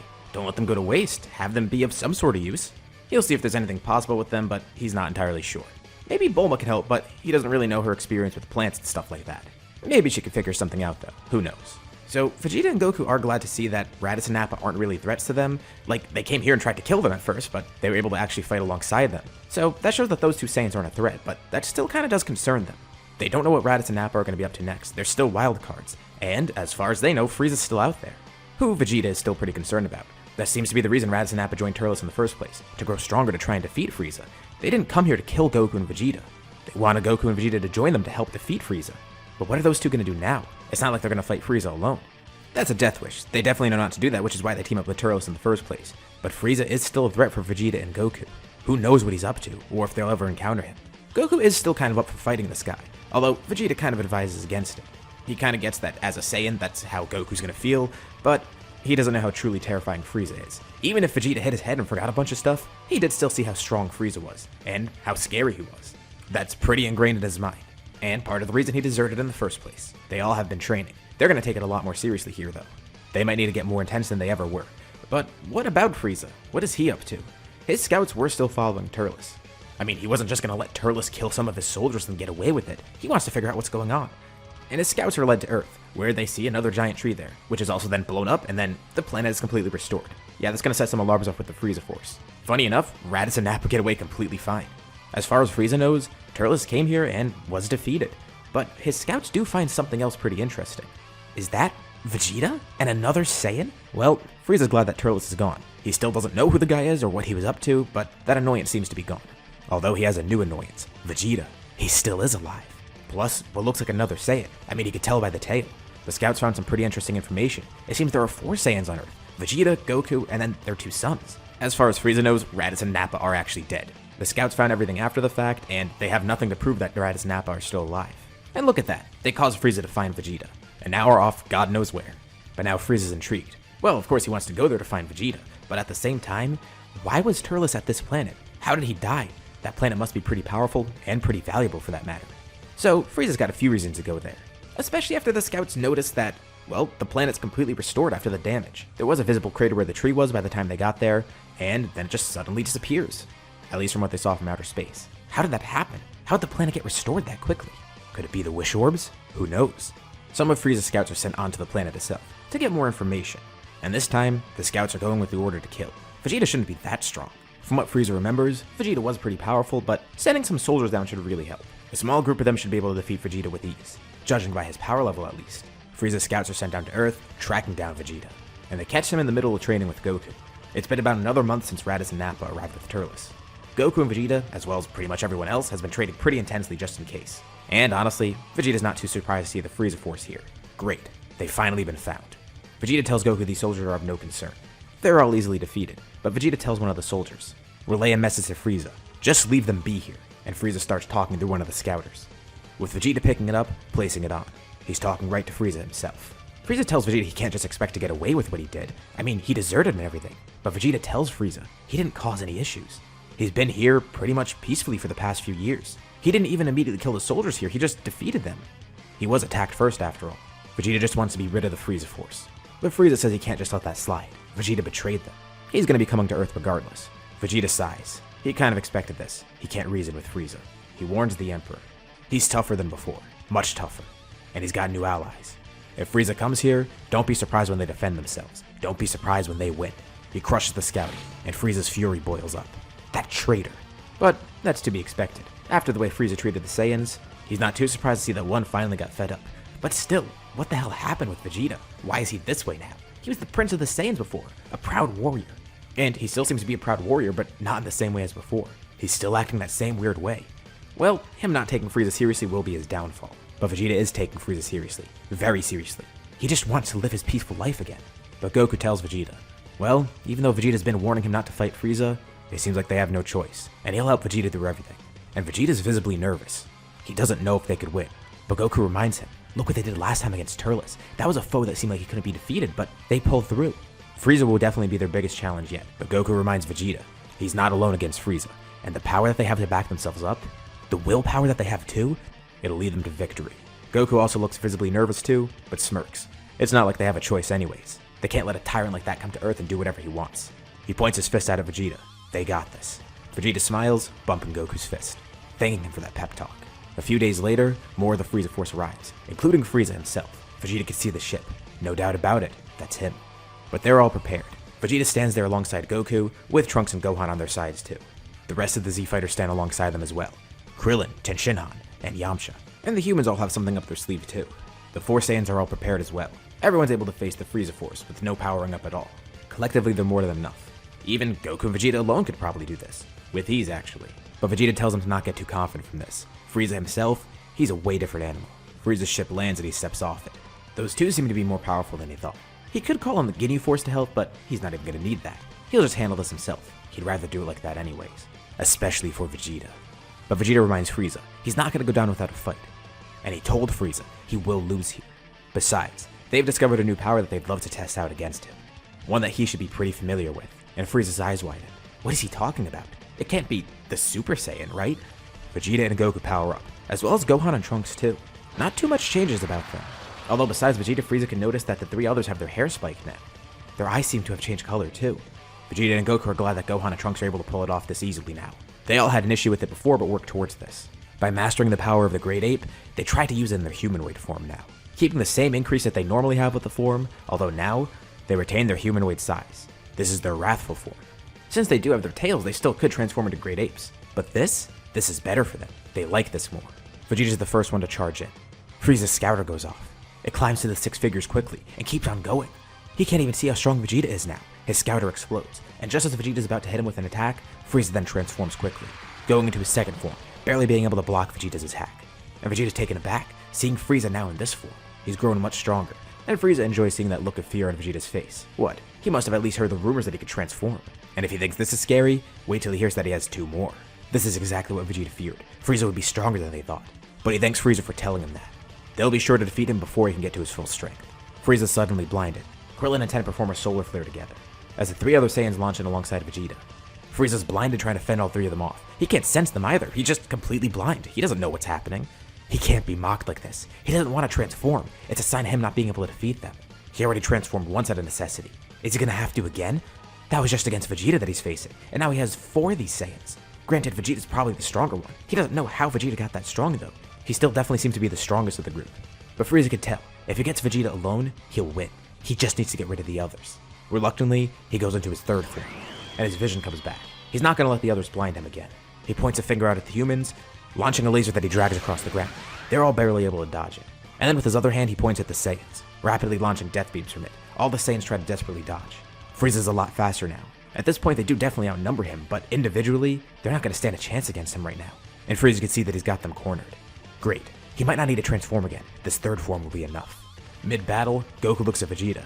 He definitely wasn't lying about Frieza's strength. But it's like he said before, they'll find a way to win. And he could plainly see now. Notice how Frieza reacted when they transformed before into Wrathful. How much Frieza hates the Saiyans and all. Vegeta mentioned this in passing before, but Goku tells him. He's scared of the Saiyans, isn't he? And Goku glares at Frieza when he says this. That's it. He's scared of them. He knows he's gonna lose here. He knows the Saiyans will surpass him. Goku starts fighting Frieza individually, not being able to do much damage and fighting more in the defensive, with Gohan jumping in alongside him. That's what Frieza feared. That's why he came all the way to defeat Vegeta. He's scared of them. He's scared of the Saiyans. He could have let Vegeta just live here peacefully. He wasn't gonna interfere with anything. But no. Frieza was scared that he'd lose to the Saiyans one day. And it seems Frieza dug his own grave. Goku and Vegeta aren't just gonna stand by while Frieza comes here and terrorizes them. This is the day that the Saiyans defeat him. Vegeta's reinvigorated too, but then looks over at the humans. He tells Goku to get back, as he and Gohan quickly fly back. A spirit ball from Yamcha comes over. It doesn't do much against Frieza, but it is a good distraction, because behind him, Tenshinhan appears with a powerful Kikoho, and it does some noticeable damage too, in his third form nonetheless. Yeah, this technique is very strong and very draining, but still, the fact that it's doing damage, it kinda surprises Goku and Vegeta too. And then a Kienzan from Krillin comes in. Frieza's barely able to dodge it, but it comes back to him, as Krillin continuously swirls it around trying to hit it, even creating another one too. They didn't realize the humans got this strong, and Yamcha flies up to the two Saiyans. Krillin told him about the fruit they found. He still doesn't really know what it is, but he knows it apparently was pretty dangerous and can make people stronger. Krillin thought it might be a bad idea eating it concentrated, so instead, they just juiced it. Honestly, it tasted pretty good, but these three humans all had a little bit of it, splitting the fruit so they wouldn't be eating it too concentrated. And they all grew noticeably stronger from it. Not to Vegeta's level, or even Goku's level, but still very strong in their own right. Who knows? Maybe some other people could benefit from it too. Chaozu, Yajirobe, Roshi. Frieza's infuriated. These humans are nuisances, and these Saiyans, they just won't stay down. And to think, that one from Earth, he's getting so cocky that he thinks he's scared of the Saiyans. Frieza does know that deep down, this is true. But he can't let them think that. He can't be insulted like this. He'll show them real fear. He'll make the Saiyans fear him, as they should. He begins glowing, as once more he powers up. He tells them, he really didn't want to use this power. He thought his third form would get the point across, that he was far stronger than them. But this should show them what he's truly made of. And he'll make an example out of them too. He glares over at Vegeta. He should have just stayed part of the Frieza Force, just done what he was told. They could have avoided all this. Vegeta would have still been alive. But now, he's gonna have to die for it. Frieza starts chuckling as he taunts him too. And look at this, he put all these other people in danger. He still has no clue of what happened to Vegeta, or why he's acting this way. But he tells Vegeta to look around him.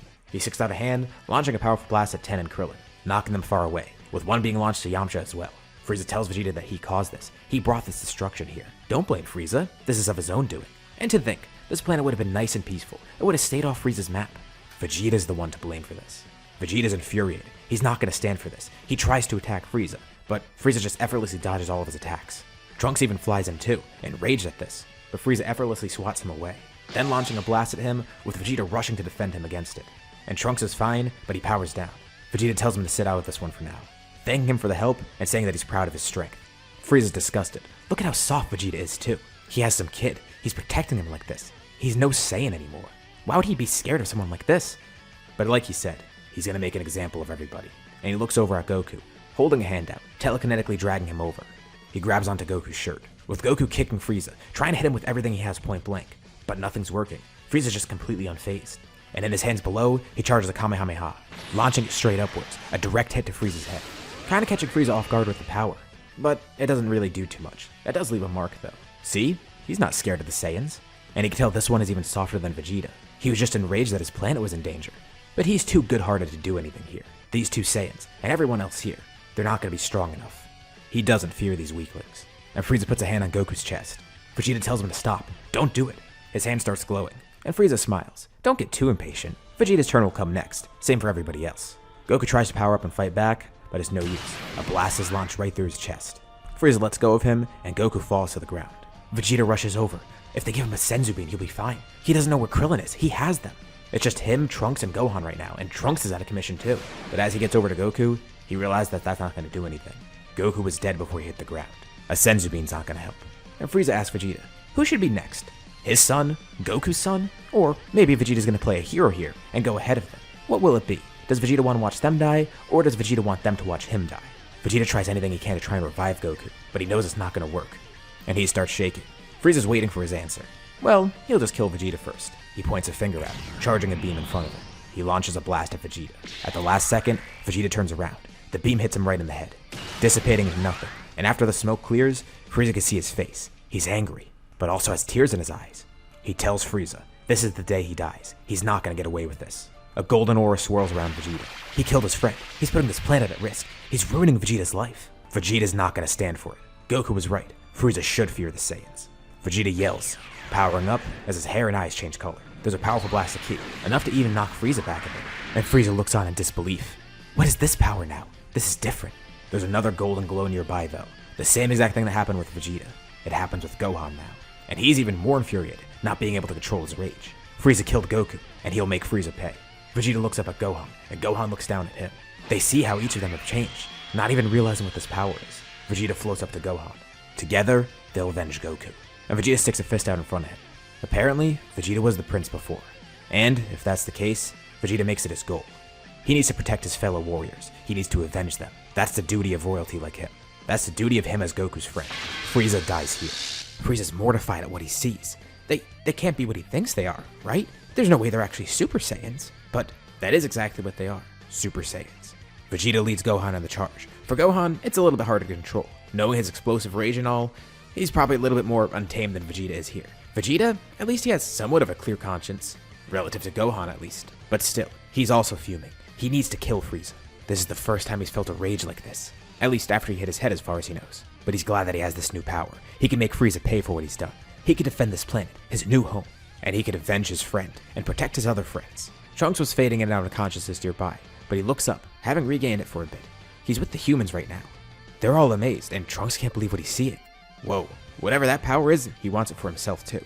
But more importantly, he wants to cheer them on. Glad to see his father and his best friend so powerful. He cheers on Gohan and Vegeta, with the humans following suit too. But Krillin, he won't sit back. This Krillin is different, remember, because he's a lot less cowardly, a lot more proactive.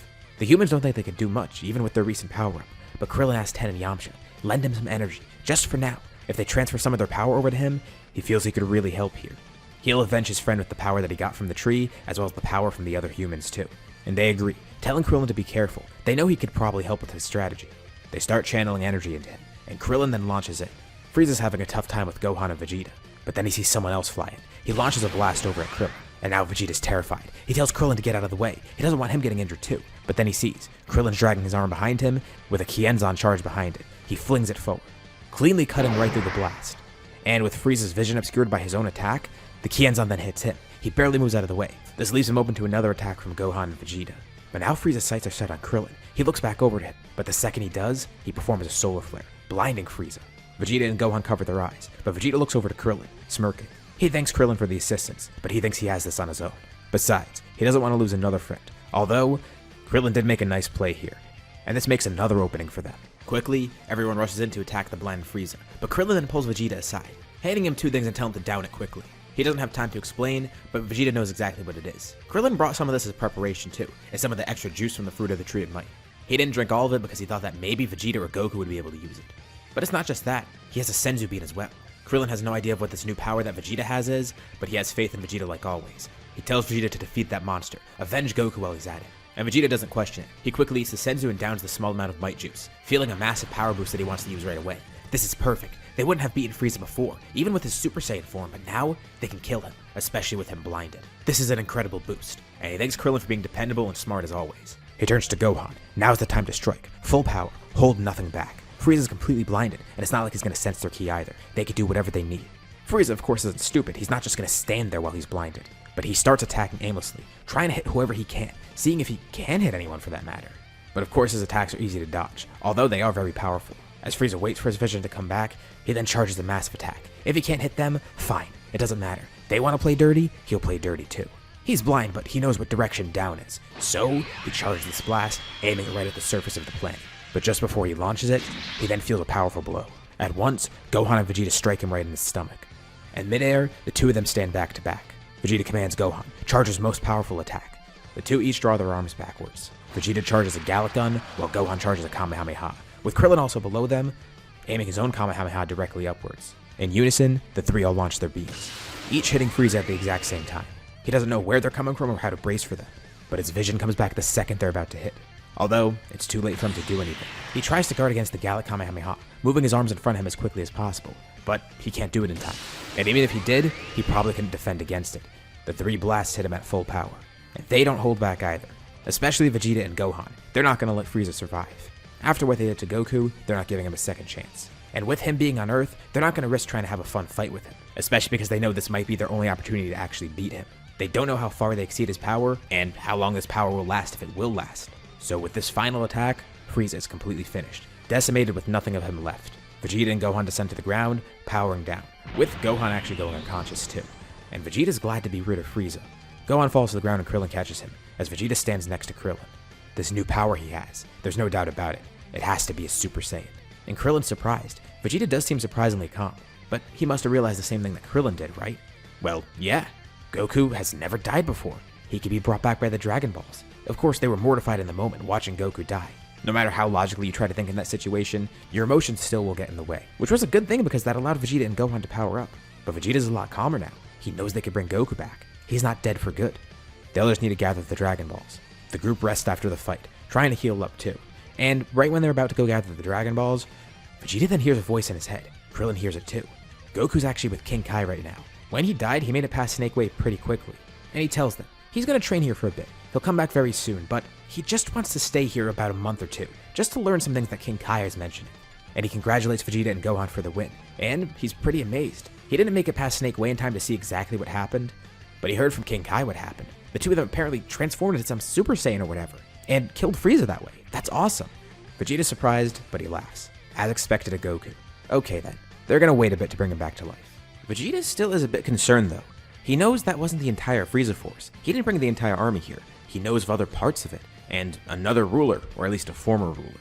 He doesn't think there'll be a problem, but he tells everybody they need to be prepared just in case. They might be attacked again. This time it won't be as bad as Frieza. Well, besides one of them. King Cold is pretty strong, and there's no doubt that they're gonna come here soon enough.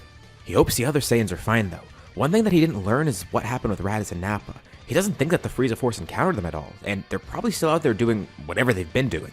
Eventually, they do actually appear, and it's not just King Cold either. Even with Vegeta forgetting a lot of things, he obviously would still know about King Cold and the Ginyu Force given how prevalent they were in the Frieza Force. Raditz and Nappa would have refreshed his mind, or he would have just heard about it from someone else. And he's immediately able to recognize 5 ships are heading in alongside one giant one. That's definitely King Cold and the Ginyu Force. He's there ready to fight, with the humans, Gohan, and Trunks. He says he'll take on King Cold. He wants everyone else to take on the Ginyu Force. They can handle it with ease. Actually, a few of them can do it. They might even be overkill. The main issue is the abilities of the Ginyu Force. He doesn't remember exactly what they're able to do, or if he ever knew what they were able to do. But he knows some of them have strange powers, and he wants everyone to watch out for them. The humans aren't going to protest this. They're up to finish the fight right away before it even begins. Vegeta goes up to King Cold.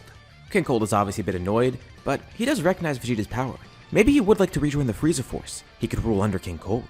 Actually, it's probably the Cold Force now, and he does need a replacement for his son. Vegeta says that's not really his thing anymore. Well, King Cold tells Vegeta not to complain when he dies. He gave Vegeta a chance, so he's not going to feel bad about this. Not like he would have felt bad anyways. He lifts a finger up and tries to charge a death beam, but before he even can, he's hit right in the gut by Vegeta, with Vegeta vanishing from where he was. King Cold can't believe he's that quick, and he looks down and sees something. In that instant where he moved, Vegeta transformed. He's turned golden or something. He has no clue of what this is. Is this the thing his son was worried about, the Super Saiyan? He doesn't have time to process it. Vegeta makes quick work of it. He tells King Cold he would love to fight him, but he knows the risk alongside that. After what Frieza did last time, he's not going to let King Cold even have a chance to attack. He tells Vegeta he's going to have to watch for the Ginyu Force though. Even if King Cold is defeated, which he doubts is possible, the Ginyu Force is here. They're probably causing havoc as they speak. Really now. Vegeta points a thumb back over to the distance, where the Ginyu Force landed. There's a lot of explosions over there, and King Cold laughs. That's exactly what he wanted. The Ginyu Force is already starting to cause havoc. Oh yeah, Vegeta forgot he can't sense ki. He tells King Cold to pull up one of those scouters. He promises. It's a nice surprise. King Cold looks on in horror. He sees power levels beyond the Ginyu Forces, and there's no contact with the Ginyu Force either. Their scouters have no signal.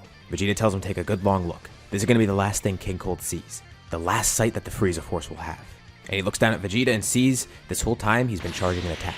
Vegeta shouts, Kamehameha. King Cold is decimated. The rest of the group flies over too. Yeah, those Ginyu Force people were weird, although Gohan says they had pretty cool poses. It's funny, he didn't even need to turn Super Saiyan. Well, that's another loose end tied up. Soon after, Shenron is summoned. Goku is finally brought back to life.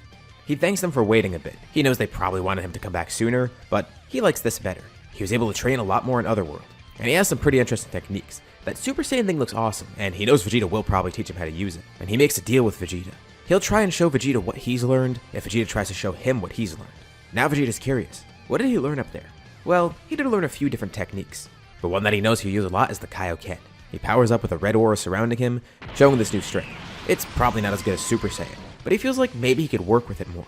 He'll find his own way to make it even more practical. It's very draining. It rips his body apart. And it does multiply his power, but seemingly not to the extent of a Super Saiyan. He powers back down. He knows if anyone will be able to help him find a practical use for it, it would be Vegeta. The two of them can put their heads together. And he looks over at Gohan too, proud of him, and still in disbelief that Gohan's already surpassed him at this age. But he kind of expected it. He and Trunks will learn Super Saiyan. All four of them will have the form, and they'll be unstoppable. They might as well get to training as quickly as possible. In this training, they do discover a few things. For one, Super Saiyan's not really that efficient right now. Of course, they're going to try and find ways around that. Gohan and Vegeta can turn into the form at will, but they still need to work on it a little bit more. You know, try and buff it somehow. Maybe they can go beyond Super Saiyan. Or, at the very least, perfect it. Make it so that they're not having as many stamina issues with it. Same goes for Goku with Kaioken, but he's also more focused on learning Super Saiyan right now. Thinking he can at least combine it with Wrathful maybe. Kaioken's not the only thing he learned in Otherworld though. He did learn a few other things, and he does show it off during their training, but nothing's gonna really come into play with them just yet. He does say though, there's a bunch of great warriors in Otherworld. It's not just King Kai he was training with. He actually met a few other people too. No wonder they're up there. They all have great powers. And as Vegeta and Gohan try to improve Super Saiyan, of course at some point, Trunks and Goku unlock Super Saiyan. As of now, Vegeta still definitely is the top person in the group. He's had Super Saiyan the longest, plus he has that little buff that he had from the Fruit of the Tree of Might. And he's pretty much always been ahead. Gohan's had Super Saiyan for longer, and with his great potential, he's actually neck and neck with Goku. Trunks has some great potential too, but he's definitely the weakest of the four Saiyans here. And as you could probably expect, the humans aren't on their level, but the humans are still very strong, as I've covered in the last part. They're way stronger than they are in the main story actually. So, they might not be Super Saiyans, but don't underestimate them in the slightest. Also, Goten's born soon. Earlier than normal, obviously. There's a little bit of a time skip here too. The timeline has shifted around a lot, and there's another timeline shift that's about to happen. Amidst their training one day, Goku notices something strange. For a brief moment, he sensed some other power flare up, and it seems to be getting closer. Someone's flying over. Actually, not just one person, 3 of them are. And he asks Vegeta if he could sense that. Well, yeah, he can. Goku can't tell what one of the powers is, but the 2 others, they feel like Gohan and Trunks, but not necessarily like Gohan and Trunks. But Goku can tell there's no malice in those powers. Well, Vegeta says they could just wait around and see who it is. It definitely doesn't seem to be some sort of threat. But Goku and Vegeta are on guard, just in case. 3 people eventually land in front of them. And for 2 of them, it's pretty clear who they are. Well, it's confusing, but Goku and Vegeta could tell that 2 of these people, they look exactly like Gohan and Trunks, except a lot older. What the hell is this?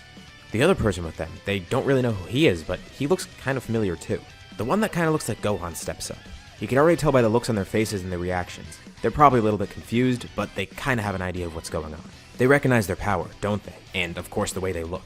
The man smiles, glad to see Goku again. Their guess is exactly right. These 3 are Gohan, Trunks, and Goten. But that makes no sense. Why are they old now? This new Gohan begins explaining. They're not actually the Gohan, Goten, and Trunks that they know. They're a separate version of them. From the future, actually. Obviously, their identities don't need to be hidden either because they already know who they are. And all 3 of them are already born. Gohan explains that they're here with a warning, and the 3 begin explaining what happened and why they're here.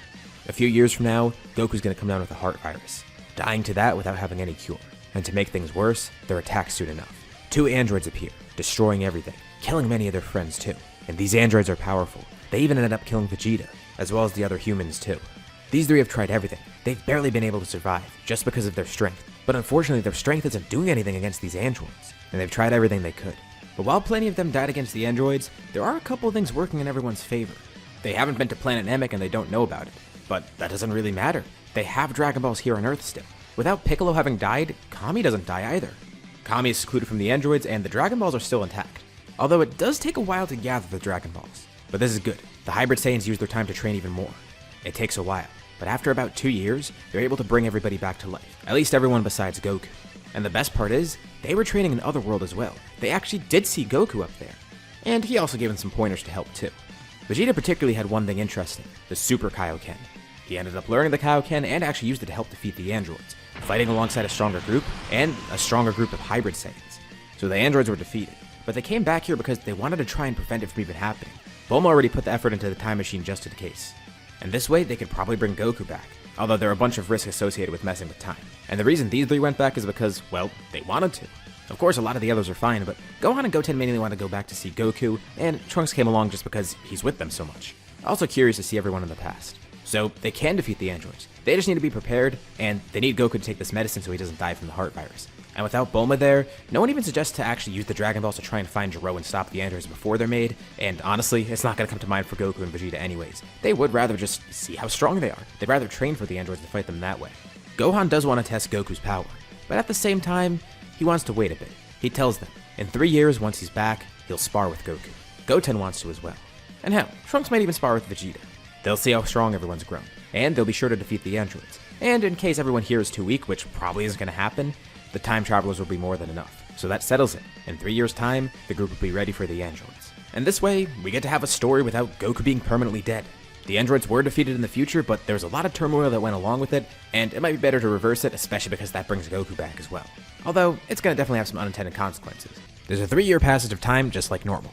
Goku and Vegeta continue training together. I mean, nothing's really going to change that. Even if the time travelers didn't show up, they'd be doing this. It's just now it's a little bit more intense. Trunks and Gohan are involved as well. But there's a few major changes here with that, besides the obvious stuff with Vegeta and with Trunks, I guess. For one, Vegeta and Goku actually learned to do Super Kaioken. Goku's actually the first one to do it, which surprised Vegeta because he got a little bit ahead by doing so. Although, there's a big issue with Super Kaioken. They could barely use it. Kaioken alone is stressful, especially for Vegeta who isn't as practiced with it. Super Kaioken is extremely powerful, but it can only really be used in short bursts, especially because they haven't mastered Super Saiyan yet, so that makes it even more strenuous. They can probably do it for 1 or 2 attacks during battle. But this can't be all there is to it. I mean, the future Vegeta had that too, didn't he? Well, Goku theorizes that something's different here. Future Vegeta practiced with that in Otherworld. Here, they're both alive. In Otherworld, yeah, it's still going to be stressful, but that Vegeta was already more practiced with the Super Saiyan as is. He was older and more experienced, and he probably had a better control in Kaioken because he might have even visited King Kai in that time. So Goku tells Vegeta not to beat himself up about it. Even Goku's having trouble with it. But this is nice, at least they could use it for short bursts of attacks. That could be helpful. Obviously, that's not the only thing they focus on, because they know it's probably not the best thing to focus on. They are focused more on just making Super Saiyan better, and practicing new techniques and such. Goku did learn a lot of stuff in Otherworld, and kinda wants to apply that here. Also, another huge change, Goku doesn't come down with the heart virus. Vegeta's able to pick up on when Goku's acting differently, and it's very minute, but at some point right before the androids are supposed to show up, Goku shows some signs of it. Some very small signs of exhaustion, him not being himself, and Vegeta makes him take that medicine right away. This prevents the heart virus from affecting him later on, so he's actually fine. Although to rewind a little bit more, there is still a little bit of a change with the humans. The main three that we see there are actually more involved. The fruit of the tree might really help them. They're still behind the Saiyans, but they're way stronger than they were normally, especially Krillin. He's much more motivated here. He's very different because he's a lot more proactive than normal. Not that he wasn't already, but here, Krillin is basically a new person. Vegeta's influence and inspiration has really helped him, as well as his influence from his best friend Goku, of course. Or one of his best friends. He, Vegeta, and Goku, they're basically a trio. They're basically a group of best friends. A much different dynamic than the normal Vegeta, especially at this point in the story. But that should be pretty obvious. And also on top of it, maybe Goten will train a bit, but he's not really going to get involved here. He still is too young, and even though Gohan and Trunks started training at pretty much around the age that he is now, he's not going to be helping against the androids. It's too risky to have him there. The time travelers even warned against this because they knew that Goten probably wouldn't be able to help there. But the group should be pretty prepared here. At some point, Bulma would probably even suggest to try and use the Dragon Balls to find Gero before he's a problem, or at least find the androids, but no one's going to go for that. The Saiyans still do want to try and see how strong they are, and the humans actually do want to do the same too. So, androids 19 and 20 show up. Of course, they don't realize that these aren't the same androids as before, but it doesn't really matter. They're defeated relatively easily, actually. It's strange, though, because the time travelers still haven't shown up yet. It takes a bit of time, but eventually they do show up. Glad to hear the androids have been defeated. Although, something is pretty concerning. Goku says it wasn't too hard to defeat that old man and that doll-looking dude, but that kind of throws the future time travelers off guard. What do they mean? The two androids they fought, they're supposed to just be normal-looking teenagers. So, they find out that these aren't actually the same androids, but it should be okay because after they talk about it more and get some info from Bulma, it seems like one of the androids they killed was Dr. Gero maybe, who probably was responsible for creating them in the first place, which also means 17 and 18 shouldn't be activated. Although, just to make things safe, they should probably try and locate his lab, just to make sure that the androids don't eventually wake up, because maybe they're on a timer or something. They have no clue. But this is good. They might have completely stopped it. But before they do so, The future time travelers were promised a sparring match. Honestly, it's not too big of a deal for Trunks because he's already fought future Vegeta, but they mainly want to fight Goku. Although, Vegeta's a bit bummed because he kinda wanted to see his future self. He's surprised they didn't bring him back here, but they said they didn't really need to. They just came here to make sure everything was okay. Unfortunately, nothing changed in the future because everyone's already defeated here. But at least they saved whatever timeline this is. Goku's perfectly fine, the androids are stopped seemingly, and things should be all good. And Goku's glad to be able to fight them. The first one he faces is future Goten, who seems to be the weakest of the three, but still pretty strong in his own right. Goku actually is able to beat him. And next, he's up against Gohan. Gohan's actually stronger than him. Not by a huge amount, but still, he is stronger. And he can tell that Goku's been training very intensely. Ever since they defeated the androids in the future, these three have been training a lot as well too. Just in case there are any other future threats, they want to be very prepared. Same goes for Vegeta. They even talk about him a bit. He's the strongest warrior in their timeline, although Gohan feels like he could probably surpass him soon. Same with Trunks. Future Vegeta thinks that their huge potential will help them grow past him. And Goku and Vegeta aren't too surprised. They've always thought the same about the hybrid Saiyans in this timeline too, and they'd love to see their sons grow stronger than them. The battle continues though, and then Goku notices something during the fight. He senses a strange energy nearby, and the others could sense it too. It briefly flared up but then disappeared. They don't know what it is. And then at the very last instant, Goku dodges an attack. Something flies out towards him, trying to stab him it looks like, and he sees right behind him. Some green monster's there, and he just tried to strike Goku with his tail. The man starts trying to fight Goku, also trying to continue stabbing him, but his eyes dart around. He sees that he might be outmatched here. He didn't realize 5 of them were here at the moment, especially those time travelers. He only sends Goku, Gohan, and Goten. Although it's interesting, those versions of them are here too. They have no clue of who he is, but they know he's a threat, and probably related to the androids somehow. Obviously, this is Cell, although he's a bit different than normal. He has different DNA. He doesn't have Piccolo's DNA, but he does have Turles in place of it, which might not seem like a big deal, but it kind of is. That's why he had to attack point blank with his tail. He couldn't stretch it out. He doesn't have Piccolo's and Namekian DNA within him. They didn't get King Piccolo or regular Piccolo's DNA, for pretty obvious reasons. And he's also not going to be able to regenerate if he does get attacked, but still, he's pretty powerful. In the timeline where he got his time machine, he was able to get power from all 3 of the hybrid Saiyans, as well as Vegeta, covertly attacking everyone and stealing a bunch of energy, as well as whatever energy he's gathered here so far. So, he's actually stronger than the normal imperfect Cell that we saw, at least for the time being. And Cell inquires, what have they done with the androids? Why does he want to know? Well, they say if he's allied with them, they're dead. Androids 19 and 20 have been killed. Interesting, 19 and 20 have been killed. That means 17 and 18 still might be around. He could still absorb them. They might be back at the lab. He's outnumbered here. If he continues fighting, he's gonna definitely be killed. He needs to leave right now. They all recognize him as a threat, especially now with him asking that question. So Cell performs a solar flare, making a run for Jiro's lab. The time travelers immediately rocket off, trying to follow his energy, while also blinded. Goku tells them, chase that guy down. They don't know what he's up to, but those 3 could stop him. He has a plan, and they're gonna catch up with the hybrid Saiyans in a bit. Just follow him while they can. He's trying to suppress his energy, but not completely. Cell needs to fly quickly. He needs to get to the lab first. They might already know about it. He doesn't know for sure. And because of this, the hybrids are able to track him down. And you know, this might be good. He could take on all 3 of them at once. The 5 of them, he might not be able to fight, but 3 of them, he could definitely take. He continues flying towards the lab, throwing ki blasts back at them, trying to hold them off. But Cell needs to direct them away from the lab. He can't lead them right there. So, he changes course at the last moment, trying to fight them elsewhere. This is all happening in a matter of seconds. They land in the middle of nowhere. The 3 hybrids are all transformed, ready to face Cell, and Cell thinks his luck has turned around. He'll just kill these 3. Actually, he can take energy from them too, grow even stronger, and that way, he'll be able to make it to the lab no problem. First, he aims for the weakest one, Goten. And he's not messing around here. He tries to put all his power into one attack. He takes the stance of a Kamehameha. They're all confused. They still don't know who this guy is, and they see him performing this attack, and now they're sensing Goku's energy flaring up. He looks at Gohan, with Gohan thinking that Cell's gonna launch the attack at him. But then at the last second, he turns, launching it right at future Goten. And the attack makes contact. But it completely dissipates after a bit. Goten's standing there guarding, but he wasn't hit by an attack at all. Someone jumped in front of him, and the other 2 are confused. Actually, everyone's confused. They see someone standing there that they don't really recognize, but someone who also looks a little bit familiar. He tells them sorry for waiting. He just needed to wait for his vision to clear before he could perform this technique. Oh yeah, they're probably pretty confused right now. He tells those 3 not to worry. What they're looking at is a brand new fused fighter, the fusion of Goku and Vegeta, who they just like to call Gogeta. Wait, fusion? They kinda heard about this in the future. Vegeta mentioned it in passing, hearing it from Goku when he was in Otherworld briefly. That must be that technique that they used. Gogeta says that's exactly it. He doesn't know who this monster is, but this technique should be more than enough. It's his final trump card, and he knows it's gonna let him win here. Cell can't believe what he's witnessing. What is this? Gogeta explains. Back when Goku was in Otherworld with King Kai, he spent a little bit of extra time there, learning this technique too, never really getting the chance to use it, but he had practiced it with Vegeta, and the 2 of them agreed if they ever needed to use it to end a battle quickly, they would. And given the fact that they don't know how big this threat is, they want to guarantee that they can get rid of it, and this way, they definitely can. They even considered using Super Kaioken, but they decided to do this instead, powering up, going Super Saiyan. This'll be more than enough. Actually, probably overkill. Gogeta moves so quickly that it looks like he just vanishes. He just disappears, turning invisible. They could sense his energy, but they can't see him, and it almost looks like Cell's being attacked by nothing. With a few quick moves, Gogeta is able to completely eradicate Cell, not wanting to take any risk here with him. That was pretty fun. It was the first time they got to use fusion in a battle, even though they really overpowered him. Although, the only downside is he's got to wait a bit to defuse. Thankfully, he used a little bit of power, so maybe it's going to run out a little bit quicker, but they're going to have to wait to turn to their normal forms. Wow, that was pretty awesome. Alright, well, Gohan says they should definitely learn that in the future too, if they could figure out a way to. Gogeta says, just go to King Kai. Maybe he'll give them a pass there. Who knows?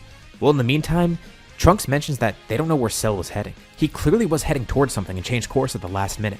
It's just a hunch, but maybe it had something to do with the androids. So, they continue in the direction that Cell was originally heading. Not flying incredibly fast because they're just looking around below them at the ground, seeing if they can find anything strange. They eventually arrive at some mountains and see a weird hole in the side of one of them. Turns out, this is exactly what they were looking for, the laboratory. Gogeta says he's got this, about to destroy it, but before he can, Gohan says maybe they should check it first. Oh yeah, good point. He was being a bit hasty. They run in there, finding some plans for the other androids, and they take those just in case. They also find 17 and 18 in there, as well as some other androids that weren't finished. Still not activated. Great, now Gogeta can destroy it. He charges a massive Kamehameha, wiping out the entire thing. It's strange though, they still didn't find out who that green guy was, although now they might have their answer. Because of the destructive force of Gogeta's attack, it basically wiped away the entire top half of the mountain. And they see something weird. A tunnel that goes to an even deeper level. Looks like there's more of the lab left. And this is where they find out about Cell, seeing blueprints for him, and seeing this timeline's present Cell. Oh, so that's who they killed. They still don't know how he got here though, but it seemed like he wasn't from any other timelines. So at least the future warriors will know to watch out for him, especially because later on, Bulma does find another time machine, right before the time travelers head back. So this is good. This timeline, it made it out completely safe, and the future timeline, they're warned about Cell. Gohan and Goten from the future also got to see Goku again, as well as seeing their past selves, which is a pretty cool experience. Same with Trunks seeing his past self too. Well, everyone thanks each other, seems to be mutually beneficial, and just like that, this saga's over. And now we enter another time skip, this time leading up to the Buu saga. Over this time a couple questions are raised. For one, where are Raditz and Nappa? What are they up to? They still haven't seen them, and apparently the future time travelers didn't see them either. Goku and Vegeta don't even really know where to look, they just hope that they're not up to anything bad. Because, again, the last time they saw Raditz and Nappa, they accidentally tried to kill Goku and Vegeta. Not good, but that was probably just an accident and a one-time thing. Hopefully. There's also a few other things that happen here. Vegeta and Bulma end up having another kid. Bra is actually born earlier on than normal, so she'll probably be involved in the story later. But for now, she's obviously just a kid. Trunks and Gohan end up going to high school together, being in the same classes and all. The strangest part is, they become Saiyan 1 and 2. Trunks kind of reluctantly joined, but eventually did find it cool. Gohan was the one to spearhead the whole thing. Trunks does want to keep his identity low-key, and especially once Videl starts to try to figure out who they are, he tries to cool it down a bit. But Gohan continues fighting crime, not worried about his identity getting exposed. And you might think, well, they have tails, that's a pretty identifying factor. And here, they actually don't. The two of them got rid of their tails. I mean, they don't really transform into Great Ape anymore, and even if they wanted to use their wrathful form, they don't really touch upon it as much, and they could probably use it without their tails. They would look really weird at school with tails, and they don't really want to stand out too much. And Goku says it's fine, he's had his tail cut off before. Although, it might grow back. He's not really sure though. They're pretty confused on why Goten wasn't born with one though, but Vegeta says maybe it's just not necessary anymore, and maybe they'll be fine removing it. Goku and Vegeta will keep theirs though. They don't care about standing out like that. Trunks tries to at least cover for Gohan, but it's a little bit tough. The two are pretty obviously suspicious, and Trunks successfully avoids Videl. She doesn't figure out who he is, but he does hear in the class that people do like the Saiyan. They're apparently pretty cool, and this almost makes Trunks give up his identity. At the time of recording, Saiyan X1 and 2 are in the manga right now, and I don't know what happens next yet, but at this point Trunks is trying to impress Mai, so maybe he tried to do the same here, except with someone else. And there's a pretty obvious choice here. We'll say he's trying to impress Erasa, and maybe he gets back into being a Saiyan. Although by the time he does, Videl's already found out Gohan's identity, and it's pretty easy to find out who Trunks is too. And Trunks almost gives his identity away to Erasa, but Gohan urges him to keep it secret. And Videl ends up training with Gohan one day too. Mr. Satan is still the world champ, but he's not the same hero he was because he never defeated Cell. Although, she's probably still out there fighting crime, and he's still very well known. Known as the strongest man on Earth, actually. But yeah, Videl ends up with Gohan, and who knows, maybe Trunks will end up with Erasa. But we'll have to see that later on, because now we head into the actual Buu saga. Or at least the tournament first. The first match is actually a pretty fun one. Gohan is up against Trunks. Also in the junior division, Goten's in there and basically sweeps everything. But in terms of this main one, they start off with a bang. Gohan versus Trunks, a fight between best friends. They each entered as Saiyamen though, just to keep their identity secret. So they have to kind of be careful not to expose their identity to anyone else. Videl knows and that's fine, but they really gotta keep it under wraps. The battle between the two begins, and they're having fun. Goku and Vegeta are also enjoying it too, wondering who's gonna win because both of them are on pretty even footing. But out of nowhere, they're attacked. Spopovich and Yamu enter, not really knowing who to aim for because they're both equal. They jump in and try to attack Gohan, and Gohan's suddenly paralyzed by someone. Shin's there in the crowd. He hasn't actually been spotted yet because Piccolo wasn't there to reveal his identity, and no one else really realizes who he is. Even Goku doesn't because he hasn't been with King Kai long enough to hear about these guys. But they explain to not intervene. Although, Trunks is definitely going to intervene. He powers up, angered at seeing his friend hurt like that, even going Super Saiyan, which accidentally reveals who he is. But then, he's paralyzed by Shin, although that means Shin has to free his grasp from Gohan. And Gohan ends up breaking free, and then he starts fighting back. Shin then puts all his power into it, trying to hold both of them at once. And Spopovich and Yamu end up escaping. They actually didn't get too much energy, but they still got a good amount. Shin says he'll explain everything on the way. He needs their help here. He knows they're powerful, and they can help him stop the wizard Babidi, as well as Majin Buu. Kubito goes to heal Gohan and Trunks. The tournament didn't even start, so they're kind of pissed off. They wanted to at least stick around for it. Goku, Vegeta, Gohan, and Trunks go off, following Shin with even Krillin deciding to go along. And Videl wants to keep up too, so she decides to go along too, eventually turning back because she can't really keep up. But realizing how weird this all is, and a bit bummed that she can't go, but glad at least that Gohan didn't prevent her from going. And back at the tournament, Goten's there watching the whole thing. Why is everyone leaving? With Goten back at the tournament, let's actually cover what's going on there. Well, he wins. He wins everything. At least until he gets to Mr. Satan, who he takes the fall against. But it's pretty obvious that he's going to win here. He stayed back to help protect everybody, but also since they have to do some weird format with it now, that opens it up for him winning. Although he probably would have won regardless. Which is surprising. He's not as young as he originally was, but he's still like the youngest person here, so pretty impressive. He really wishes he could help out though, but at least he won the tournament for his mom. Well, won the money at least. He didn't actually win because Mr. Satan paid him off. He'll join the fight if needed, and hopefully, he's gonna be needed. As the youngest person here, he feels kinda left behind. He knows it's because of his own safety, and the fact that he has to protect the others here, but still, he kinda wishes he can go along with them. Back with the Supreme Kais and the rest of the group, they follow Spopovich and Yamu, eventually leading to Babidi's ship. And it's strange because for some reason, Goku and Vegeta feel like this area is familiar. They don't really recognize it, but it eventually clicks with them. This place has been long restored since they last fought in it, which is why it took them a second. But it's where they might have fought Turles, they think. And Shin asks what happened, so they explain a little bit of what went on.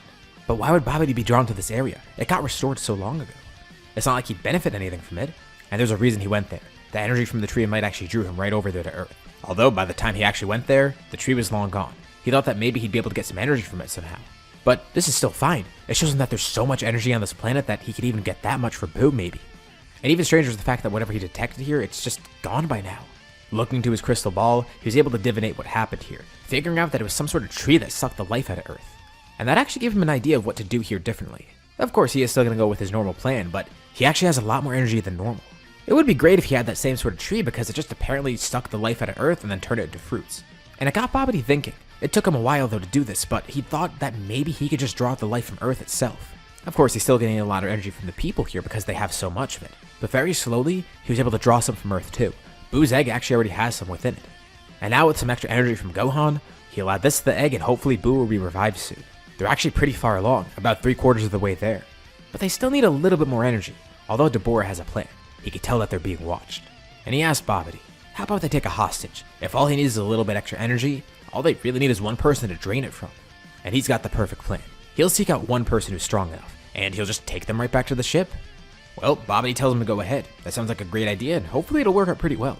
He heads back into the ship as Dabura launches over, beginning his attack. His first move is different. Instead of immediately killing Kubito, he instead tries to spit on someone. He has to make a really split-second decision, and everyone's power is lowered right now, so he has to kinda guess. And then he finds his target, Vegeta.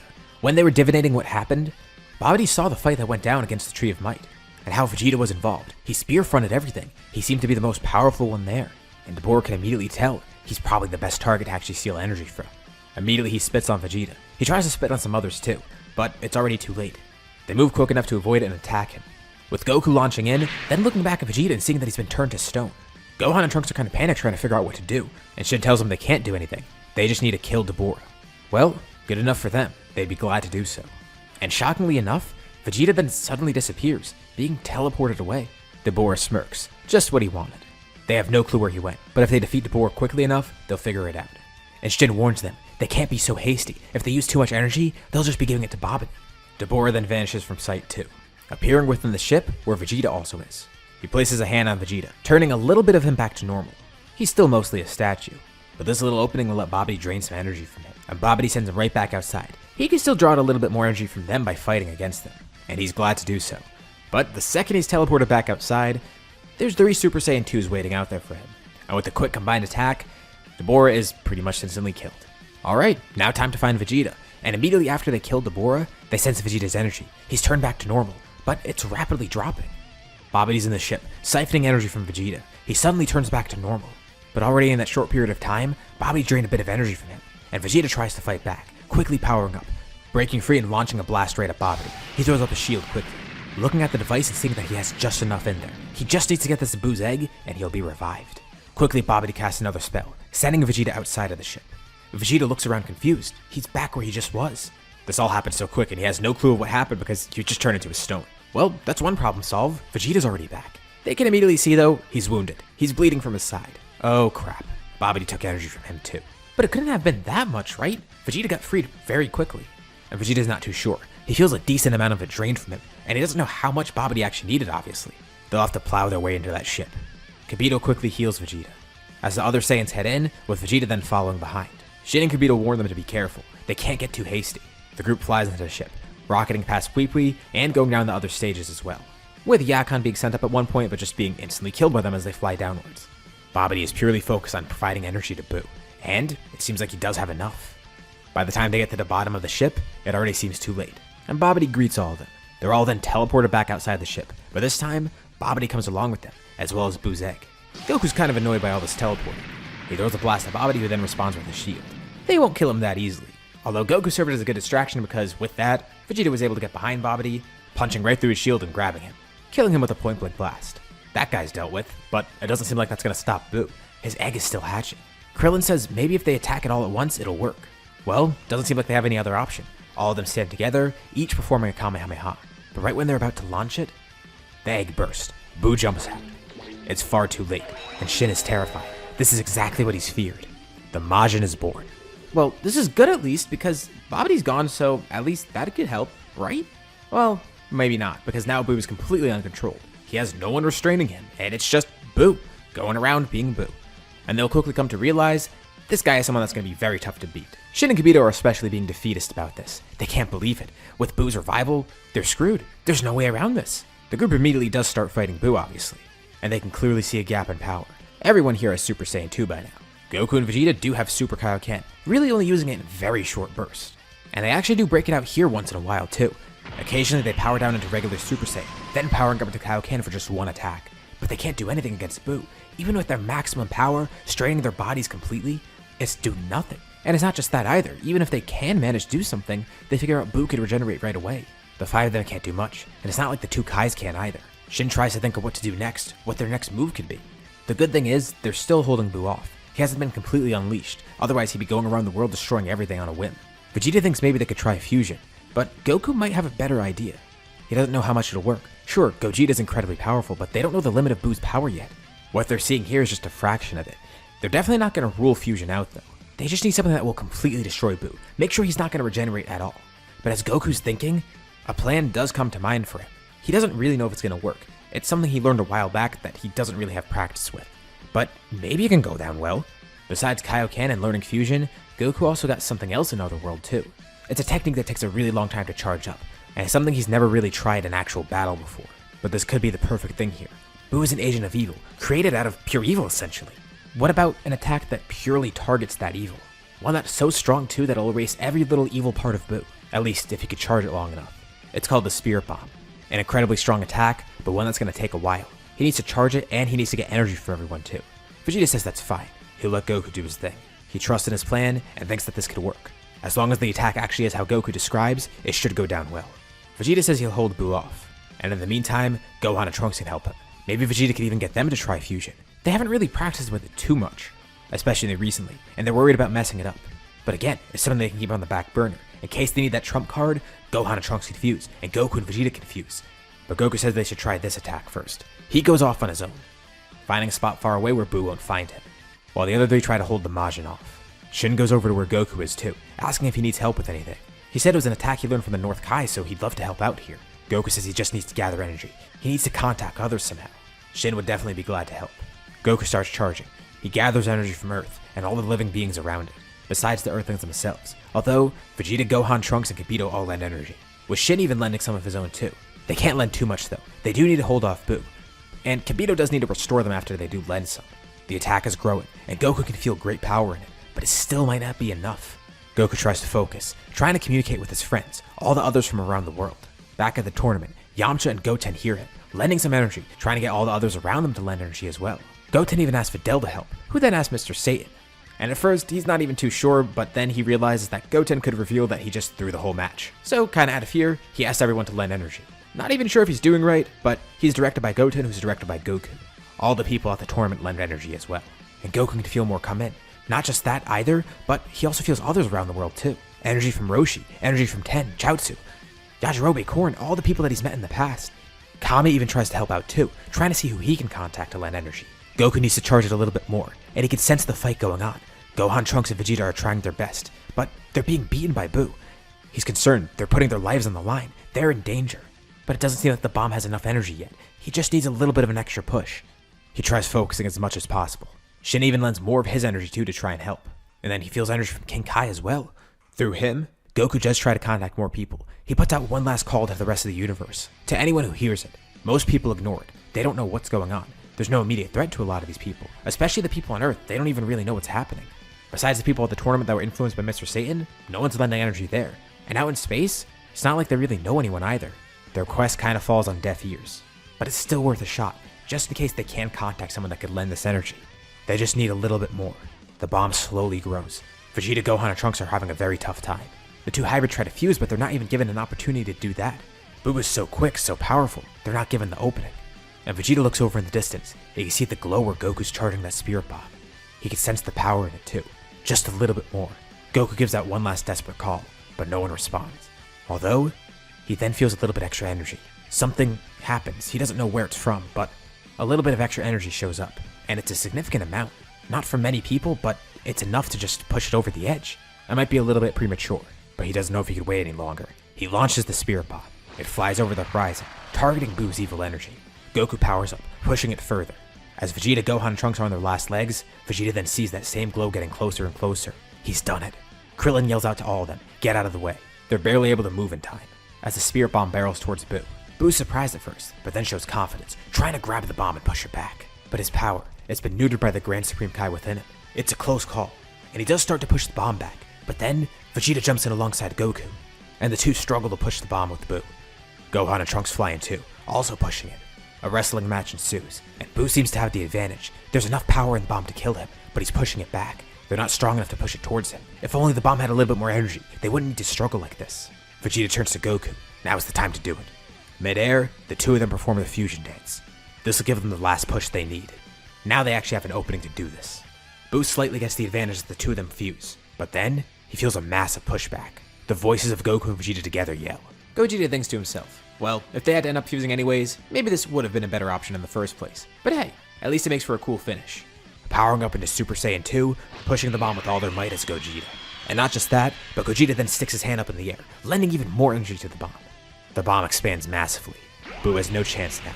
It completely disintegrates him as the bomb careens off into space, exploding. Gohan, Trunks, Krillin, and Gogeta all float there, with Gogeta surrounded by the aura of Super Saiyan 2 and Kaioken. A pretty draining combo that makes him defuse almost immediately, which he kinda knew the risk of.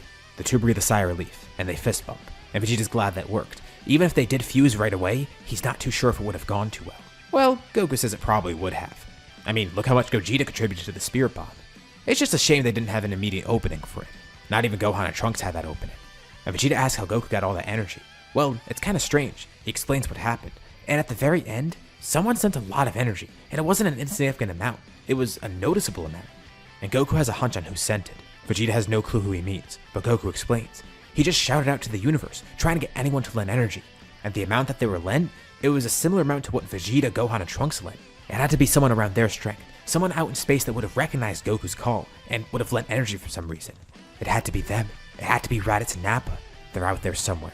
Maybe they'll come across them again someday. But that shows they were listening in. Maybe they've turned over a new leaf. Who knows though? And Vegeta can't believe what he's hearing. Those two actually lent energy to Goku of all people, the person that they hated so much before for being so weak. And now they recognized it was him calling out and they lent energy to him, not even knowing what was going on. Well, Vegeta has no clue, but maybe they'll find out eventually.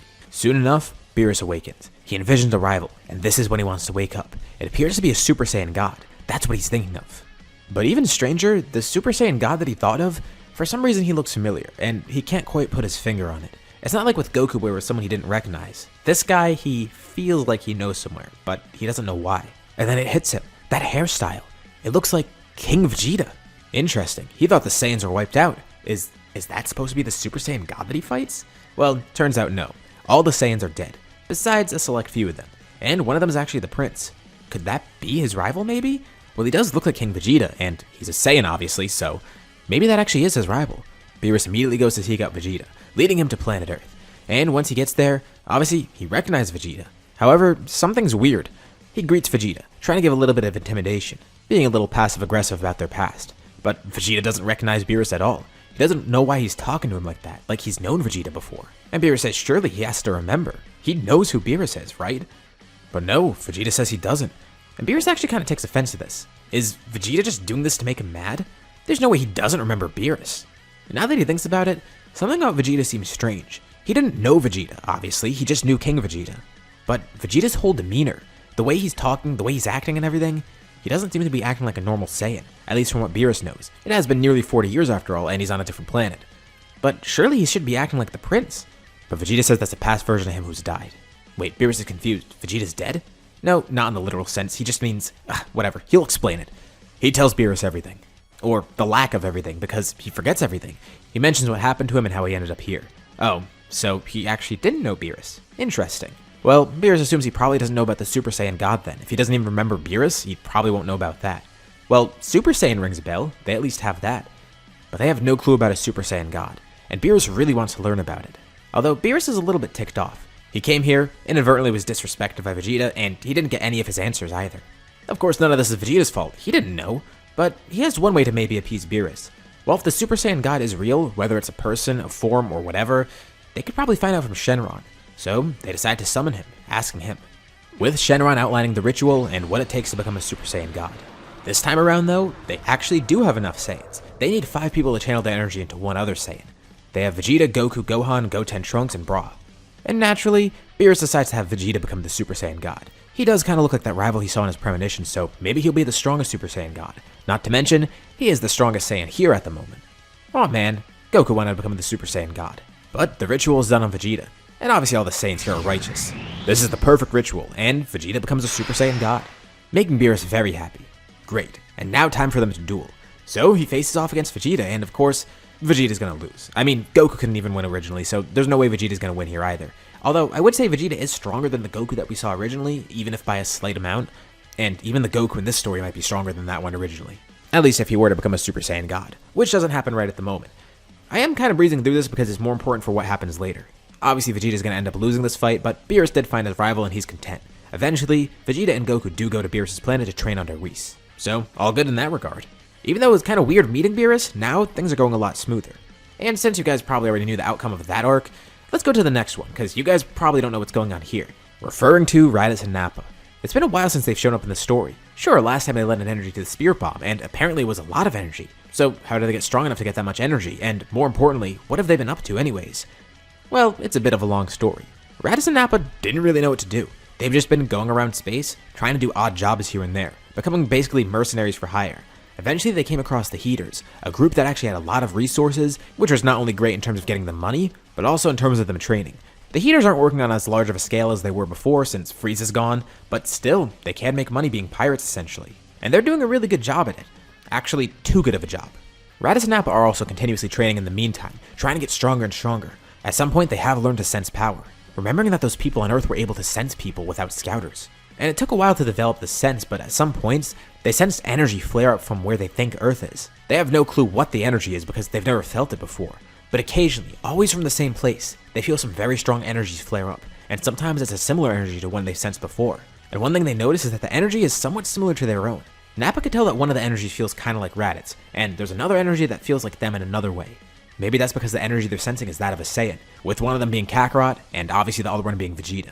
How strong are those guys getting? The fact that they're able to feel that out here, and it's only occasionally of course, but there's other weird spikes of energy too.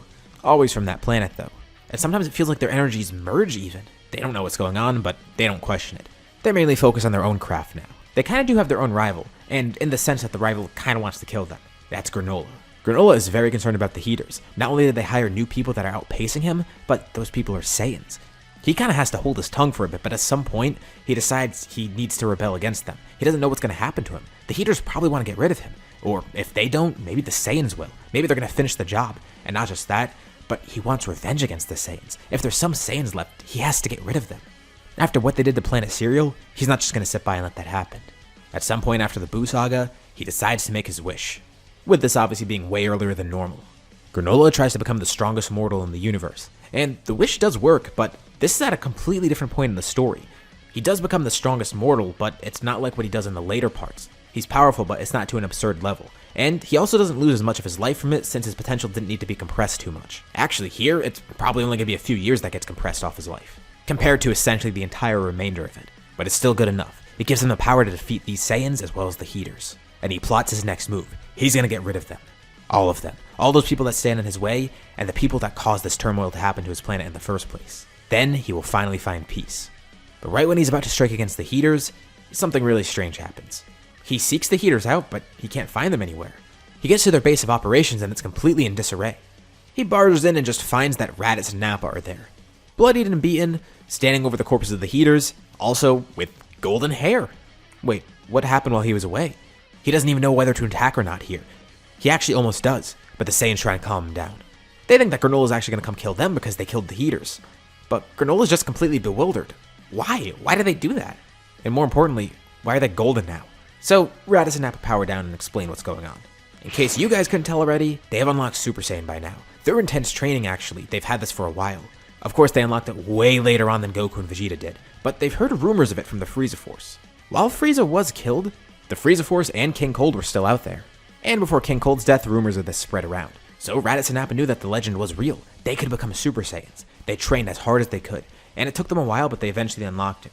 And here in this fight, they actually unlocked a new power as well. Obviously it wasn't an easy battle, especially when Gas unleashes instincts. With Gas also realizing, one of those Saiyans.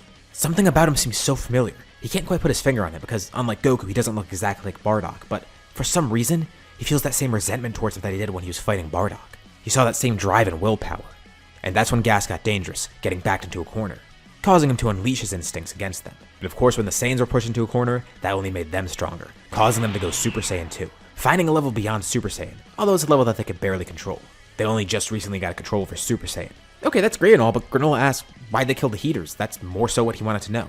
Oh yeah, Raditz and Nappa wanted to get rid of any trace of Frieza. They used the Heaters as a means to an end.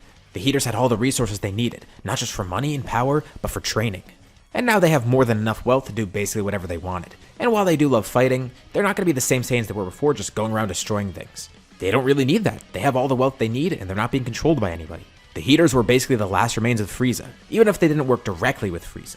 And it's very fulfilling. They use this last connection to Frieza for their own gain, and then sever that connection to Frieza. Nothing more to worry about. And this is kind of strange for Granolah because he just planned on killing these two, and they're saying that they also wanted to rebel against the Heaters and Frieza as well. And he learns more about them and how they even tried to rebel against Frieza before, actually deserting his army twice. They weren't even present on Planet Cereal. Hell, Raditz wasn't even old enough to be present there. Maybe his father was there though, but he's not sure. Granolah's kind of bummed by this because that means he might have just wasted the wish, and that makes him realize his pursuit of revenge kind of clouded his judgment here. It should have been pretty clear to tell that the Saiyans were on his side. Although, he still doesn't trust them obviously, because look at how they just turn on the Heaters. Who knows if they're going to do the same to him next. But, of course they don't. So this happened sometime after the Buu Saga, around the same time as Battle of the Gods actually. They have no clue of what's going on Earth, and Raditz and Nappa are just living as is. They eventually do form a crew with Granolah. If the Heaters were out there, there's probably other people like Frieza, or people that work with Frieza that they still can defeat. The three of them all actually have a common goal. Just get rid of any remains of the Frieza Force. Even if they're not directly connected, they want to get rid of it. It's kind of what Raditz and Nappa wanted to do before, and they do consider going to Earth to recruit Goku and Vegeta, but they're not too sure. They're probably powerful, I mean, they've sensed them from here, and they did defeat Frieza in the first place. But at the same time, they're not sure if those two are their enemies because they almost accidentally killed them before. Actually, probably twice because they led Frieza to that planet in the first place. Maybe not the best idea to go there because that could be walking to their own death. And while they're seeking out the rest of the Frieza Force, they eventually find something pretty strange. A while after the three of them bond together as some sort of a de facto crew, they realize that some of the Frieza Force is trying to make a comeback, and they're not too sure why. Eventually, they track down one of the new Frieza Force bases, and this shows them that the Frieza Force is still active. They destroy this base, but they also want to gather intelligence. Who's out there leading them? Why are they still so active? But the soldiers all laugh. Their Emperor is back. Frieza's been revived. Wait, revived? How? That makes no sense. But Granolah theorizes how it could have happened. Well, he doesn't know of the Dragon Balls being summoned on his planet. Monado would have told him if someone summoned Taranbo. But what if there's other Dragon Balls out there too? I mean, there's gotta be. If Monado was able to create them, there's gotta be other Namekians that can too. And maybe there's a planet somewhere out there that has their own Dragon Balls. And that's exactly what happened. Frieza's army went to Earth, getting the Dragon Balls to revive him like normal. But this time, Resurrection F's gonna go much different. Raditz, Nappa, and Granolah seek out Frieza immediately. They need to kill him before he starts anything else. He's probably still weak right now. I mean, he's gotta be around the same level he was before, right? Well, this is a few months after he's been revived. 2 months into it, in fact. And they don't know how crazy fast Frieza grows. They work at a breakneck speed, trying to find Frieza's main base of operations, trying to find where Frieza is at the moment. They need to strike him quick, strike him with a sneak attack, before Frieza finds them and kills them, because Raditz and Nappa know they're probably on Frieza's list. Vegeta and Kakarot are probably the main targets, but Raditz and Nappa are definitely right underneath that. With the power of Super Saiyan 2, they should be able to win, and with Granolah having that power from the wish he made, that'll definitely help here as well. At some point, they're able to locate Frieza, barging in while he's in the middle of his training, killing all the soldiers around them. And Frieza's infuriated. How did they find him? How did they even know he was alive? And more importantly, why is it these three? And who's that green-haired guy? Actually, whatever, he's not even gonna question it because he sees Raditz and Nappa. Those are two of his main targets. He wanted to kill Vegeta and Goku first, as well as the other young Saiyans on Earth. But these two will do just fine. They'll make a nice appetizer. But Raditz and Nappa say not to underestimate them. They've gotten a power that's gonna make Frieza terrified, as they transform, going Super Saiyan. And Frieza laughs. He's seen that before, and that's exactly why he's training. He's grown stronger than a Super Saiyan. Actually, beyond that too. Well, luckily for them, they've also grown beyond Super Saiyan as well, as they transform into Super Saiyan 2 next. Alright, well, Frieza doesn't really see too much of a change. I mean, he just sees lightning around them and spikier hair, but not like the spikier hair really affects Nappa much. Alright, the Saiyans are kind of annoyed they're still being patronized by Frieza even after this, but they'll be sure to eliminate him. A battle ensues, a 3v1, and Frieza's actually got the advantage. Even with Super Saiyan 2, they can't believe that they're actually falling behind. I mean, obviously they're not as strong as Goku and Vegeta are in Super Saiyan 2. And not to mention, with Frieza's insanely rapid growth, he's performing pretty well here. The fight starts to become a little bit even, with Granolah actually helping even it out because he's able to find vital points to hit Frieza in. But Frieza still has one final trump card, one thing that he's been waiting to break out. He hasn't used it yet because he barely has a control over this, but the raw power alone, it should be enough to finish this battle quickly. He wanted to save this for the other Saiyans. These two, they weren't worthy of it. They're not strong enough to even face this. But hey, he'll give them a nice treat for their death. He stresses himself greatly. Veins pop out of his head. He seems to be in pain transforming. He could barely do this. They thought this was his final form. And he has another beyond it now? He's surrounded by a golden aura as his skin becomes golden as well. He reveals his newest power, Golden Frieza. He glares over at Granolah, and with a blink of his eye, he knocks Granolah far away. He'll save that guy for later. These two Saiyans, those are all he really cares about right now. But his power's draining fast, and he knows it. He starts beating these two, not killing them instantly. He wants to make them suffer after all. But that's probably his biggest mistake here, because that gives time. Time for reinforcements to arrive. Someone else then enters the scene, striking Frieza with a powerful blow. Frieza's knocked far across the ground, and he looks up to see a figure coated in red walking towards him. And that silhouette, it's unmistakable. It's Vegeta. Wait, why is he here and why is he red now? Vegeta says he never thought he'd see Frieza again, but this time he'll kill him for good. And after what he did to Goku and his friends before, he's not even gonna give Frieza a chance to fight back. Frieza launches in with all his power towards Vegeta, but Vegeta simply sticks a hand out, launching a massive beam that incinerates him. And Vegeta looks back at the others. Raditz and Nappa are on the ground being helped up by Goku, with Granolah then flying back over to where everyone is. It's a good thing they made it just in time. Whis told them that Frieza was back, and apparently he was beating up Goku's brother. They've been looking for Raditz and Nappa for a while, and this is the perfect excuse to go seek them out. And Vegeta walks back over to them, then powering down. How funny. They have unlocked Super Saiyan as well. It's definitely been a long time, and they're gonna need to catch up. Here, there's a lot of exposition between them. A lot of years have passed, so Vegeta kind of explains everything that went down on Earth, with Raditz and Nappa giving their story too. Also, Goku and Vegeta learn about Granolah's story too. What's most surprising to Granolah is the fact that these two Saiyans seem completely unlike the Saiyans that he's with. Obviously, Raditz and Nappa are weird enough by Saiyan standards right now. But then there's these two who actually seem like pretty great guys. And he has heard about Vegeta too from Raditz and Nappa. I mean, he used to be the prince, and now he's whatever he is now. Basically a Saiyan calling Earth his home. Although, they can't stay for too long. Whis was their transport there, and he's still waiting there. He said he'd take them to fight Frieza, but didn't say he'd stick around for them to chit-chat. So, looks like they're gonna have to leave now. But they wrap up the conversation. Nappa says it seemed like Vegeta really is the same person that he was when they left Earth a while ago. And Vegeta says he's grown as a person, but definitely isn't back to his old self. Although he can say that Nappa and Raditz, they definitely have changed. They still have their same personalities, but in terms of what they do, and he guesses to an extent their morality, they have kind of developed into different people. Which is good to see. And Nappa jokes. He says they haven't grown as soft as he has, but Vegeta says he isn't soft at all. Actually the opposite. Before they go, he's going to show off his brand new power, Super Saiyan God. The form he used to defeat Frieza. Raditz, Nappa, and Granolah can't even sense it. They just feel the insane pressure from it. And Vegeta says he can go beyond that too, then showing off a new form that he didn't even have to use against Frieza, Super Saiyan Blue. And Vegeta jokes a bit too. That wish Granolah made must have been pretty strong, but if only he waited a little bit longer, he could have surpassed this level. Because of how early he made the wish, he instantly got usurped by Vegeta, and even Goku, because Vegeta mentions he has the same powers as well, even though Goku's a little bit behind him. Vegeta powers down. He noticed the two had Super Saiyan 2, which is impressive considering they had no clue how to get it, or what Super Saiyan even was. And for now it seems like they live on planet Cereal, but Vegeta welcomes them to come back to Earth if they ever want to. But they turn it down. They like where they are. They will visit sometime though. They do have to fight against Vegeta, and Raditz especially wants to fight his younger brother. And he chuckles, smirking as he sticks a hand out towards his brother. These low-class brothers, they've grown so powerful. Who would have thought they would make it this far? Goku obviously doesn't care about all that Saiyan class stuff, but it seems to make Raditz happy, and he just shakes his hand. Mainly he's just glad that the both of them are powerful, and Raditz wonders how their father would react if he saw the two of them now.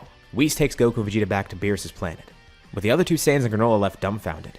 So, those two have ascended to the level of gods now, training under the god of destruction. Raditz and Nappa have vague knowledge of him, and Granolah has no idea of who he is, but the name alone, it sounds pretty terrifying. Well, at least for Raditz and Nappa, they will continue growing stronger, and besides, they're on a Frieza Force base right now. They could take so many resources from here, you know, those healing pods and all, and maybe some spaceships too. It could be really awesome. To the victor goes the spoils after all. It's about time they got some new spaceships, and the three prepare to loot the base. Some time passes in between this. Goku and Vegeta practice more with their Super Saiyan Blue form. When Vegeta fought Frieza, they only just accessed it. Of course, he didn't actually need to use it against Frieza, but he didn't really have a great control in it anyways, so it's kind of good that he didn't need to. Thankfully, Frieza had some serious problems with his golden form that he couldn't control, making the fight a lot smoother for Vegeta. The Universe 6 tournament is eventually planned though, and Goku and Vegeta immediately have a team in mind, or at least a few options for the team. They could get Krillin, Gohan, and Trunks, but they're not quite sure. Krillin's strong, and he is the strongest human here. Plus, all the humans are actually way stronger than they were normally because of what happened back a few parts ago. Gohan and Trunks are definitely powerful too, but the two of them have their own responsibilities. And they almost do ask those two to go, but instead, they have a better idea. What about asking Raditz, Nappa, and that Cerealian? Vegeta's the one to suggest this. I mean, it would be a great opportunity to see how strong they've truly grown. They should be powerful enough. I mean, those two have Super Saiyan 2, and Granolah is apparently stronger than them. Those three would be a good option for their team, and it could be interesting to see how they fight. They seek out that group of three again, going to Planet Cereal, and the three of them decide to join the tournament. Raditz and Nappa would love a good fight, especially something that's not crazy high stakes, although it kind of is because the prize is the Super Dragon Balls. So this decides the team, and of course they really get a kick out of seeing Cabba there. There's 4 Saiyans on the Universe 7 team, seeing that there's another Saiyan from that universe. With Raditz and Nappa prying for info, trying to figure out anything they can about Planet Sadala and the Universe 6 Saiyans, wondering how strong that guy is. The team decides in order. Goku and Vegeta do want to fight, but knowing that they're the strongest of the group, it might be the best to save them for the end. But how about this? They're going to put Granolah up first. Wondering how that guy fights because apparently Raditz and Nappa say he has a pretty unique fighting style. Well, whatever, yeah, they go for that. They all play rock, paper, scissors to decide the next order. And the lineup ends up being this: Granolah, Nappa, Vegeta, Raditz, and Goku. Which really bums Goku out. He doubts he'll even get a chance to fight, especially with Vegeta before him. And Raditz knows exactly how his brother feels. The fights are pretty easy though. Granolah is able to defeat Batama pretty quickly, and when he's up against Frost, he automatically assumes the guy's like Frieza. And of course he pretends to be a good guy, but he's definitely not a good guy. Especially because with Granolah's amazing eyesight, he's easily able to see that he's hiding a needle in his arm. Which tells Granolah that this guy is exactly like Frieza. He's trying to poison people in the ring. But he doesn't even mention it. He just happily eliminates Frost from the ring, and then after the fact mentions that he saw it. So he humiliated Frost, and then destroyed his reputation too. Which is very satisfying for him because he never really got to defeat Frieza in his universe. Next he faces Vegeta, and this is something that he actually might have an issue with. He doesn't know about Vegeta's weakness, and in terms of trying to locate a weak point from Vegeta, that's not going to happen. Vegeta actually does defeat Granolah here, with Nappa going up next. And Nappa's kind of concerned because this Vegeta guy seems strong. It looks like he can take any attack that they throw at him. But Nappa's naturally a more crass guy and just accidentally lets an insult slip out. So without even really having to fight, Vegeta's eliminated, which Nappa kind of gets a kick out of, and he gets even more of a kick out of fighting Cabba next. Unlike Vegeta though, he's not going to show Cabba how to go Super Saiyan. He's just surprised that he doesn't know about Super Saiyan. Alright, well, he'll give himself a handicap. The two of them will just fight in their base forms. Although he tells Cabba that he wants to learn more about Sadala later. Raditz would love to as well. Nappa defeats Cabba. And I just noticed by complete coincidence, these two are both named after cabbage. So, kinda fitting for the fight. They essentially are named after the same thing. Anyways, Nappa's up against Hit next. And even with how strong Nappa is here, obviously he's gonna lose against Hit. But with Vegeta up next, he's actually able to work out a great strategy against Hit. Vegeta's not only incredibly powerful here, but he's incredibly smart as a fighter. He has the great strategic knowledge he had when he was part of the Frieza Force, since it just came naturally to him, and he's a master martial artist too. He's a mastermind in military strategy and in martial arts strategy. And with him being so strong too, all these factors combined together probably would allow him to defeat Hit. He'd probably even employ the God to Blue switch here somehow, just like Goku did in the manga. And this is one of the many examples of how great of a fighter Vegeta is here. Of course, the actual Vegeta in the main story is a great fighter too. But with this Vegeta, I'd say he's even above that. Not just in terms of pure strength, but just pure knowledge too. He was open to so many other kinds of training now being on Earth, and being good from the get-go, having grown alongside Goku as a fighter, training under all these different masters and having a completely different fighting style. And while Universe 7 did win the tournament, Raditz and Goku are really bummed out. Just like they thought, they didn't even get a chance to fight. Whatever, they'll get another opportunity. Especially since Zeno showed up and said that eventually he wants to do another tournament. Which we're going to see relatively soon, because next we go into the Vegeta Black arc. Due to events in another timeline, Zamasu ends up stealing Vegeta's body, but it only happens in that timeline where he's from. However, he does go to the timeline where Trunks, Gohan, and Goten are from. The future versions, at least. They're the ones who mess with time, and they're the ones who are going to pay for it. Although, it's not going to be nearly as easy for him because he's facing so many more people. If you remember back from before, there's way more fighters in this timeline than there were in the main story, including future Vegeta. In the actual story, it's just future Trunks facing off against Goku Black. And while Vegeta Black would probably be a little bit stronger here, if he attacks without full access to his power yet, that's going to be a very huge issue. He starts his attack against future Vegeta, future Trunks, future Gohan, and future Goten, knowing the latter three mess with time, and with Vegeta being the ringleader of all of them essentially. Future Vegeta sees the spitting image of himself. This future Vegeta is obviously way older than the normal Vegeta that we know, because of how far ahead the future timeline is. But he's still in his prime, he hasn't rapidly aged and he's not even really close to it yet. He has so many years of experience, and a ton of power too. And there's another big thing that Vegeta Black doesn't account for. This Vegeta has access to godly powers. Shin in this timeline never died, and eventually Beerus did have a premonition about a Super Saiyan God, going to Earth and seeking out Vegeta, and thankfully they actually did have enough Saiyans for the Super Saiyan God ritual. They've lived pretty great lives so far, and even though Goku's gone, everyone else is fine. This ritual was performed with Gohan, Trunks, Goten, Bra, and Pan, lending power to Vegeta and letting him become the first Super Saiyan God here, with him eventually even training with Beerus too. And they have a multitude of ways to defeat Vegeta Black here. The hybrids did eventually learn fusion too. Gohan and Trunks even want to fuse against this guy, they want to use it in an actual battle for once. But Vegeta tells them to let him handle this. Vegeta Black is surprised to see them being so cocky. But with Vegeta recognizing how big of a threat this is to his timeline, especially with this guy stealing his body and being his doppelganger, he's not going to let it slide. He immediately showcases Super Saiyan Blue against Vegeta Black, surprising him to see him use that same exact power. And Vegeta Black is instantly defeated. But Zamasu is still an issue, and even though he's immortal, they're still able to deal with him pretty easily. There's more than enough people fighting against him to hold him off, and at least subdue him to an extent. They basically stall for time right now, trying to prevent him from leaving, because not too long after, Beerus shows up to help, and Vegeta tells him everything that's gone down, and Beerus is rightfully pissed off. And knowing that this guy's immortal too, he's gonna have to think outside the box. Thankfully he could steal people away, which is exactly what he does to Zamasu. So, this arc is completely avoided. Everyone in the future timeline is so much stronger. And with Shin surviving in the Buu Saga of this timeline, Beerus survives too, which has a huge ripple effect. I might cover this eventually later on, since I know I'm kind of skimming through this timeline, but I do want to focus on the main timeline. It is important to cover this arc at least so you guys know why it didn't happen there. Or at least why it's prevented, because it still does happen, to an extent at least. So, now we can go to the Tournament of Power in the main timeline. And just like the Universe 6 tournament, it's pretty easy to select a team here. Vegeta, Goku, Gohan, Trunks, Granolah, Goten, Nappa, Raditz, and Krillin. That's the team we have here, and they're listed in order from strongest to weakest. Vegeta even does consider recruiting Bra because she does start fighting at some point, but the other Hybrid Saiyans are a much better choice still, and they already have a good enough team. And this just shows that they have more than enough people. They still didn't recruit the other humans either, even though Ten and Yamcha would be really great picks here. Goku doesn't even consider reviving someone too, and even if he did, he wouldn't even think of Frieza because Frieza wasn't that powerful when they fought. They wouldn't think of Cell either because again, they stopped him before he got too dangerous. Hell, Vegeta says they could even find Tarble. They still never sought out his younger brother, which Vegeta still kind of does want to do at some point. But not right now because from what Raditz and Nappa say, he's probably not that great of a fighter. He was probably sent away for being too soft and weak, so he wouldn't really be too much of a help here. And this is the team they got, but just out of curiosity, they do ask Whis, can he find any other Saiyans out there? You know, like Tarble? At least so they'll know his location later. So, Whis looks into his staff, trying to seek out any surviving Saiyans in Universe 7. And surprisingly enough, he finds 3. Wait, 3? They know Tarble's out there, but that doesn't make sense. What, did Tarble have like 2 kids or something? No, Whis says there's actually 2 more that are completely separate from Tarble, on some random planet. And this kind of concerns Granolah to hear. Could there be more bad Saiyans out there? Whis says he's not entirely sure. But through this, he's able to actually find the location of Tarble, and those other 2 Saiyans that are out there too. Now those 3 aren't going to be part of the tournament, but it's good to know for later on. Vegeta does want to still seek out his brother, but now there's another question. Who are those other 2 Saiyans out there? Apparently they're named Broly and Paragus. Strange, but again, something for later. They gotta focus on the tournament for now. It isn't too surprising though. All of these Saiyans survived, and even Turles was out there at one point too, so it makes sense for others to be out there. So they prep themselves for the tournament, and there's a few things that they need to do for this. They come up with strategies and such, and there's another thing. The actual tournament itself starts, and right away they're off to a great start. Obviously Goku and Vegeta are fine, same for Gohan and Trunks. Those 2 actually work with Super Saiyan 3. With Goten utilizing Super Saiyan 2 on his own, trying to reach Super Saiyan 3 himself. With Gohan and Trunks spending so much time on Earth, they wanted to master Super Saiyan 3. They never got those godly powers, but they actually figured out a way to use this form efficiently, which is great for them, and it's great for the tournament.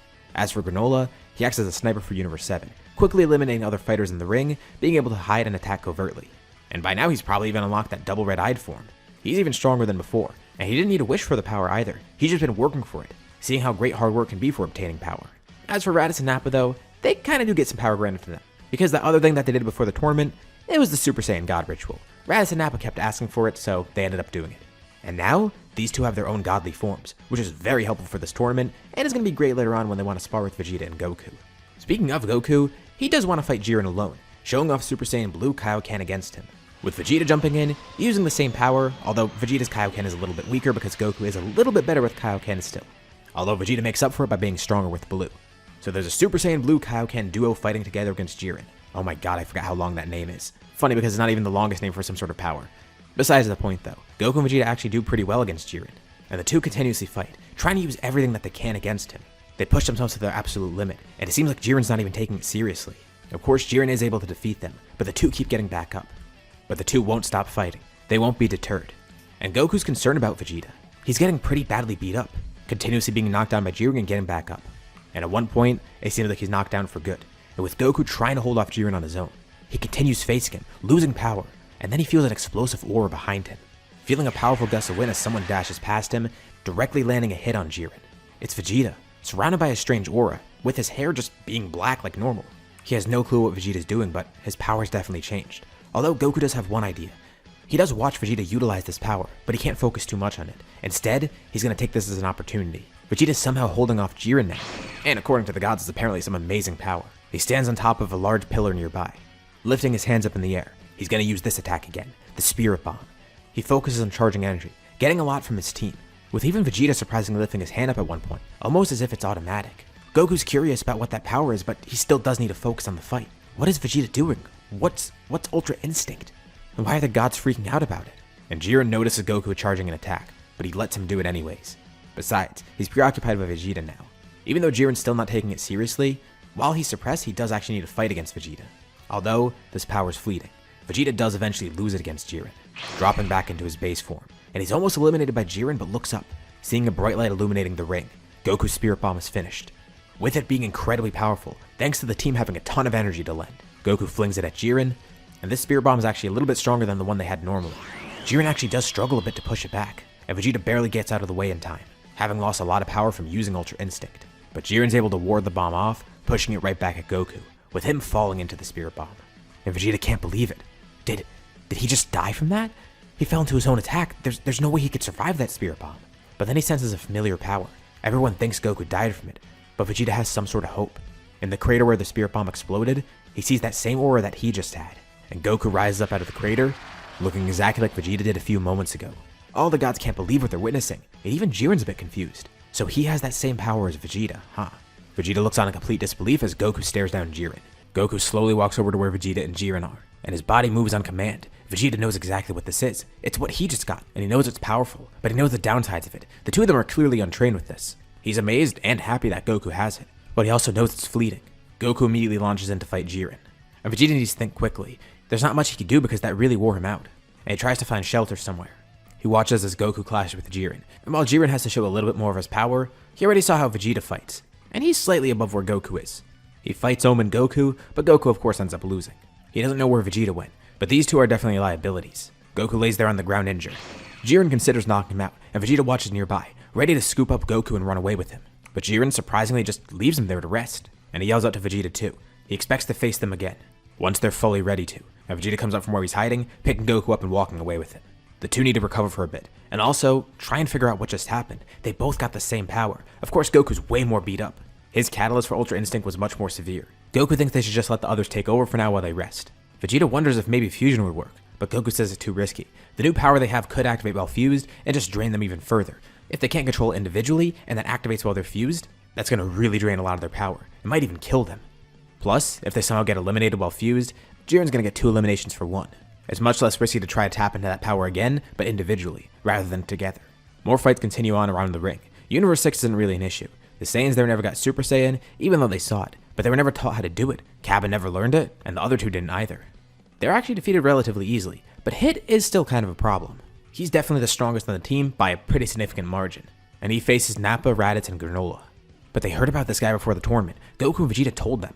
So they know what he's capable of, and they know what to look out for. But Granolah especially knows what to look out for. His sharp vision allows him to see subtle movements with Hit, picking up on when he's about to attack, and trying to figure out ways to actually counter it. The three battle together to hold him off, but Granolah actually performs the best against him, and Hit's surprised. He wonders if Granolah's an assassin too. And he isn't, but he's using very similar techniques. It's like he knows the best way to attack. He knows how to hit people in their vital points. Granted, Hit's control on time is definitely a huge factor here, keeping him ahead of the other three, at least individually. Combined though, they're able to actually take him out of the ring.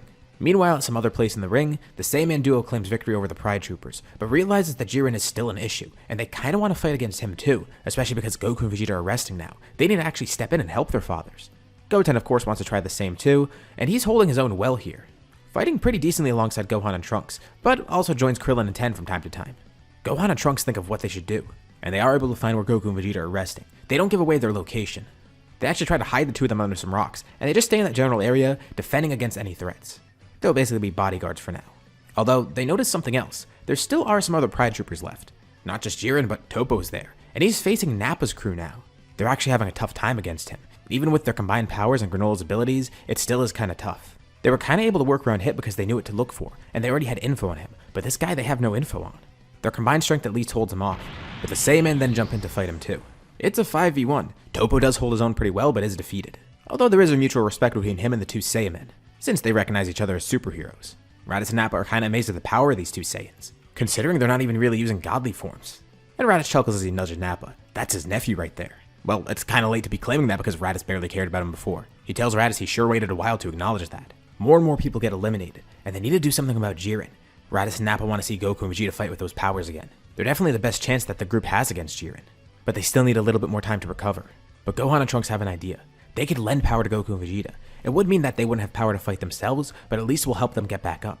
And they're about to do so, but Nappa stops them. They should save their power. Use it for something else. Nappa turns to Raditz. He says they don't really have much strength left to fight, but their power is unique. They have godly ki. Maybe if they lend power to Goku and Vegeta, that would really be a big help. While the three hybrid Saiyans could try to figure out something else to do, and get Granolah's help as well. The humans have already been eliminated, and now Raditz and Nappa are at a low power. This might mean that they're eliminated next, but at least gets Goku and Vegeta back in. And now with less people in the ring, Jiren doesn't really have much else to do. He can stand there and wait for them, but he kinda needs to fight them now. So Gohan and Trunks say that they'll buy some time. As Jiren walks over to the group, Gohan and Trunks assume a weird stance. They tell Nappa and Raditz to go over to Goku and Vegeta, as the two of them perform fusion. Zeno watches on with amazement. Two fighters combining to one? That's awesome. Raditz, Nappa, and Granolah are just as amazed. But Goten says he's seen them do this before. It's a fusion technique that they learned from their fathers. So Nappa and Raditz rush over to where Goku and Vegeta are hiding, as Jiren stands there, looking at the light that's created from the fusion. A new warrior stands there. This is the first time that he's appeared in battle. He already does have a name for himself though, but he still needs some sort of introduction so they know what to call him. His name is Gohanks. The fusion of Gohan and Trunks. Gohanks looks back over to where Nappa and Raditz are. They're already giving away their energy. Gohanks thinks he could fight alongside Goten, but has no clue how Granolah fights. He expects them to provide support though. They need to buy as much time as possible. And it's a pretty daunting task, but whatever. They don't really have a choice. Goten powers up to his maximum, and so does Granolah. As Gohanks tries to pace himself. If he uses too much power right now, it will run out the fusion. But he knows he's going to have to crank it up a notch soon. Goku and Vegeta feel a burst of power. They feel that god energy flowing through them from Raditz and Nappa. The two of them basically drain whatever reserves of power they have left. They're not going to be able to fight anymore, but they know this energy will be better in their hands. And Vegeta's amazed to see this. He gets energy from Nappa, while Goku gets his from Raditz. Vegeta can't believe how much they've turned around. The old them wouldn't have done this at all. Not just when they were together as a crew, but when Vegeta first came to Earth. I mean, they tried to kill them before and now they're saving them. It's a selfless maneuver. It really shows how much they've changed. But Raditz tells them not to get the wrong idea. They just know this energy will be better in their hands. That's their best shot at surviving here. They haven't gone soft like Vegeta. And Goku laughs at this. He definitely can see they've changed a bit, but thanks them for that strength. And they could already sense the fusion fighting, assuming that Gohan and Trunks have fused, and that's exactly what happened. Goku and Vegeta feel like they know how to tap into that power again. It's gonna be tough, and it's no guarantee that it's gonna work. But they gotta empty their mind, be completely calm. That's the way to tap into it again. Their body has to move automatically. But still, even with the power from Raditz and Nappa, it might not be enough. That first fight wore them out so much. And even though together they've been able to discuss it and try and work on it again, still, they might need a little bit more power to make it work. They power up into Super Saiyan God, launching in to fight Jiren with Gohanks. And Gohanks is glad to see them back in here. But Jiren is showing more and more of his strength. Gohanks needs to power up as well, showing his full power in Super Saiyan 3. Goku and Vegeta have powered up, breaking through their limits, but they still need a little bit more. Gohanks asks if they could use that ability again that they just had, but they're not sure. They need more power, and then maybe with that strength, they'll be able to tap into it once more. And Gohanks asks, are they sure it will work? Well, they can't really be sure, they only used it once. But the two of them both know how it felt. They know the principles of it, and they know what they're trying to get. They just gotta look at what's consistent between the two of them and figure out what was there, and they found out what they needed to unlock it. Since it's not just one person doing it, they're able to figure out the consistent factors between the two of them. So there's a slight chance they can make it work, and that's good enough for Gohanks. He begins charging power, while also attacking Jiren. His attacks get weaker though, he's not putting all of his power into it. While the other four fight alongside him, Granolah keeps his distance, while Goten just provides support, wondering what Gohanks is doing too. And then Gohanks has charged enough power. If he tries to charge any longer, he's going to lose it all. And quickly he sticks two hands out, with each aimed at Goku and Vegeta. He emits a massive plume of power from both, and then immediately defusing right after. He granted all of his energy to them, and Gohan and Trunks weakly get up. Trunks says that should be enough power to fuel them. And Goku and Vegeta, they're overflowing with strength. Now they have so much more. Jiren tells them it's a noble effort, but it's not going to do anything, immediately knocking Gohan and Trunks out of the ring, with them having no way to defend themselves. But then he turns back to Goku and Vegeta. The two of them have their eyes closed. They look peaceful. They're breathing calmly. A subtle aura swirls up around them, and Granolah notices something weird about them. Their vital points completely disappear. They could tell Jiren's strong. He hasn't even shown up his full strength yet. But this right here, this is the key to defeating him. The aura completely flares up. That same Ultra Instinct aura from before. They're so much more powerful than before as well. And together, the two of them open their eyes, both using Ultra Instinct Omen. No more words are exchanged, just attacks.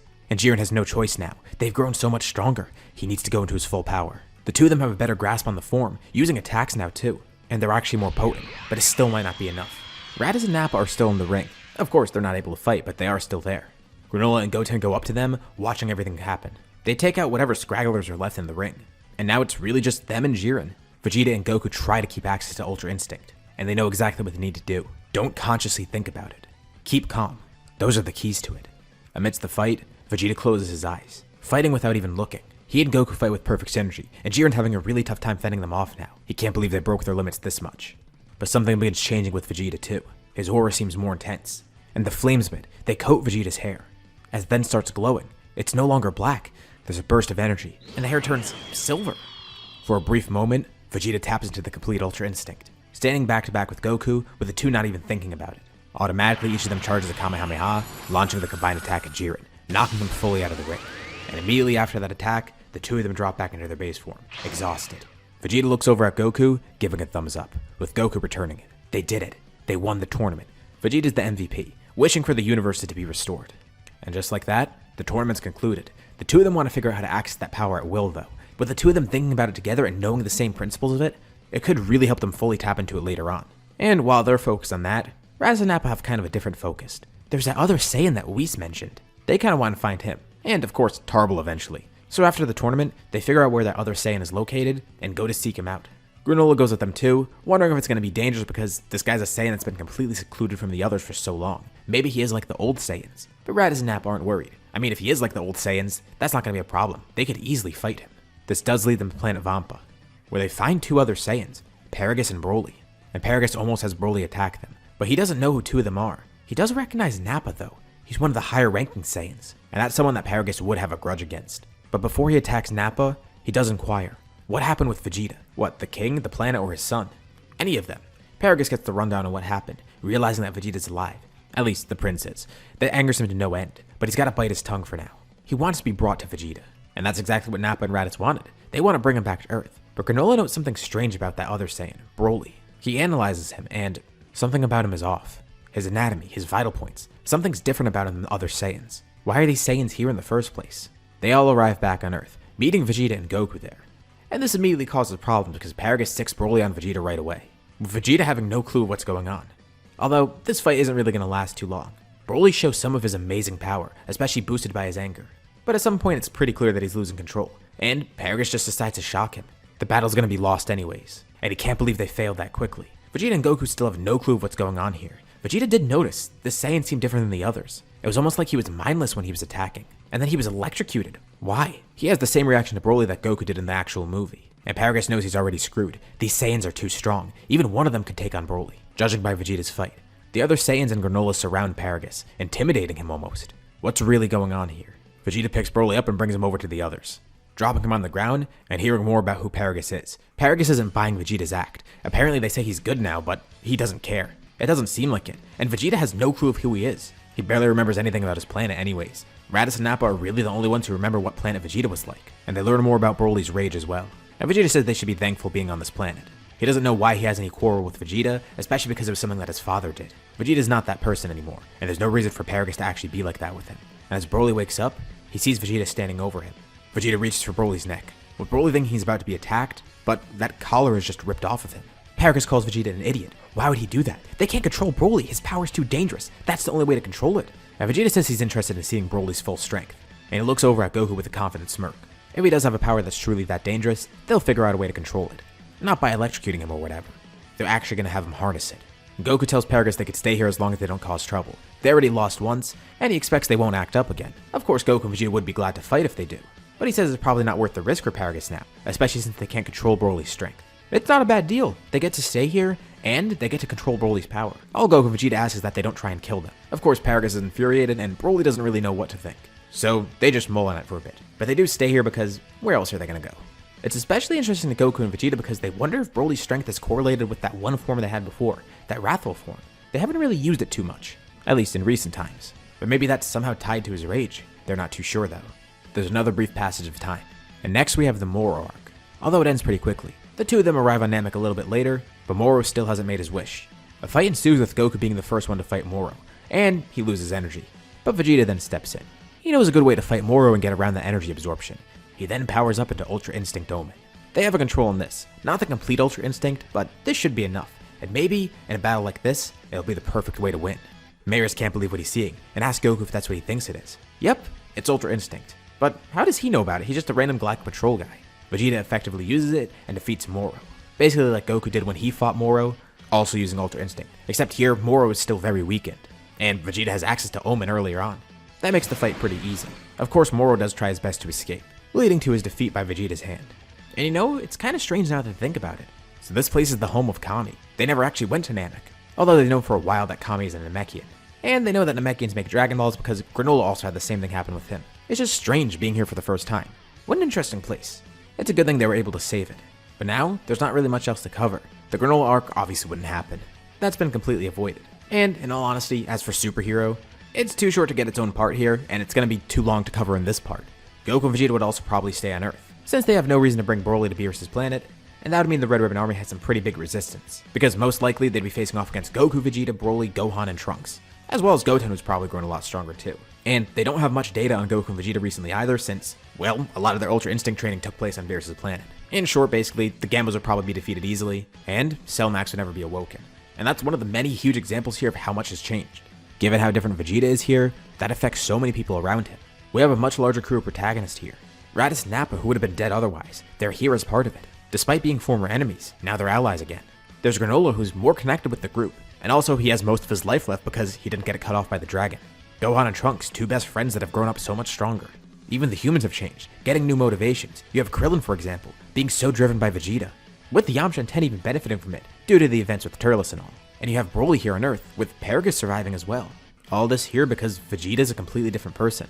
He might not have been raised on Earth like Goku, and he might have not had the same start to his life that Goku did. But he's changed. That past version of Vegeta, it's so far removed from him. This is a completely different Vegeta. And there's a reason he gets along so well with Goku. Just like how Goku can affect everyone around him in good ways, Vegeta does the same here. And most importantly, the two are affecting each other. They're rivals. They're best friends. They're both powerful pure Saiyans, able to combine their powers effectively against any threat, figuratively and literally combining themselves. Vegeta's grown as a completely different person, and Goku too, growing up with Vegeta's influence. Even if he hasn't changed as much, there still is a pretty clear shift in the story. All this from one little change, Vegeta taking a blow to his head, just like Goku did. All that completely altered the story, and their lives will continue going that way going forward. But there's still one thing that Vegeta's forgotten to do this entire time. They already found another Saiyan, so why not finally take the time to seek out Tarble? And after all these decades have passed, Vegeta finally meets his long-lost brother. Even with all these arcs having ended, it looks like Vegeta still has a lot to catch up on. Who knows what the future holds for him? This is where we'll end off for now. What'd you guys think about this part and the series as a whole? Considering the concept is for an April Fool's scenario, I really like how this one turned out. And while we did speed up things at the end, their impact wasn't too huge. Maybe we could explore the story further someday, possibly even going into GT. Let me know what you think below. As usual, be sure to drop a like and subscribe if you haven't already. It really helps out the channel and shows me you want to see more like this. Thank you all for watching, thanks for supporting the series all the way through, and I'll see you all in my next video.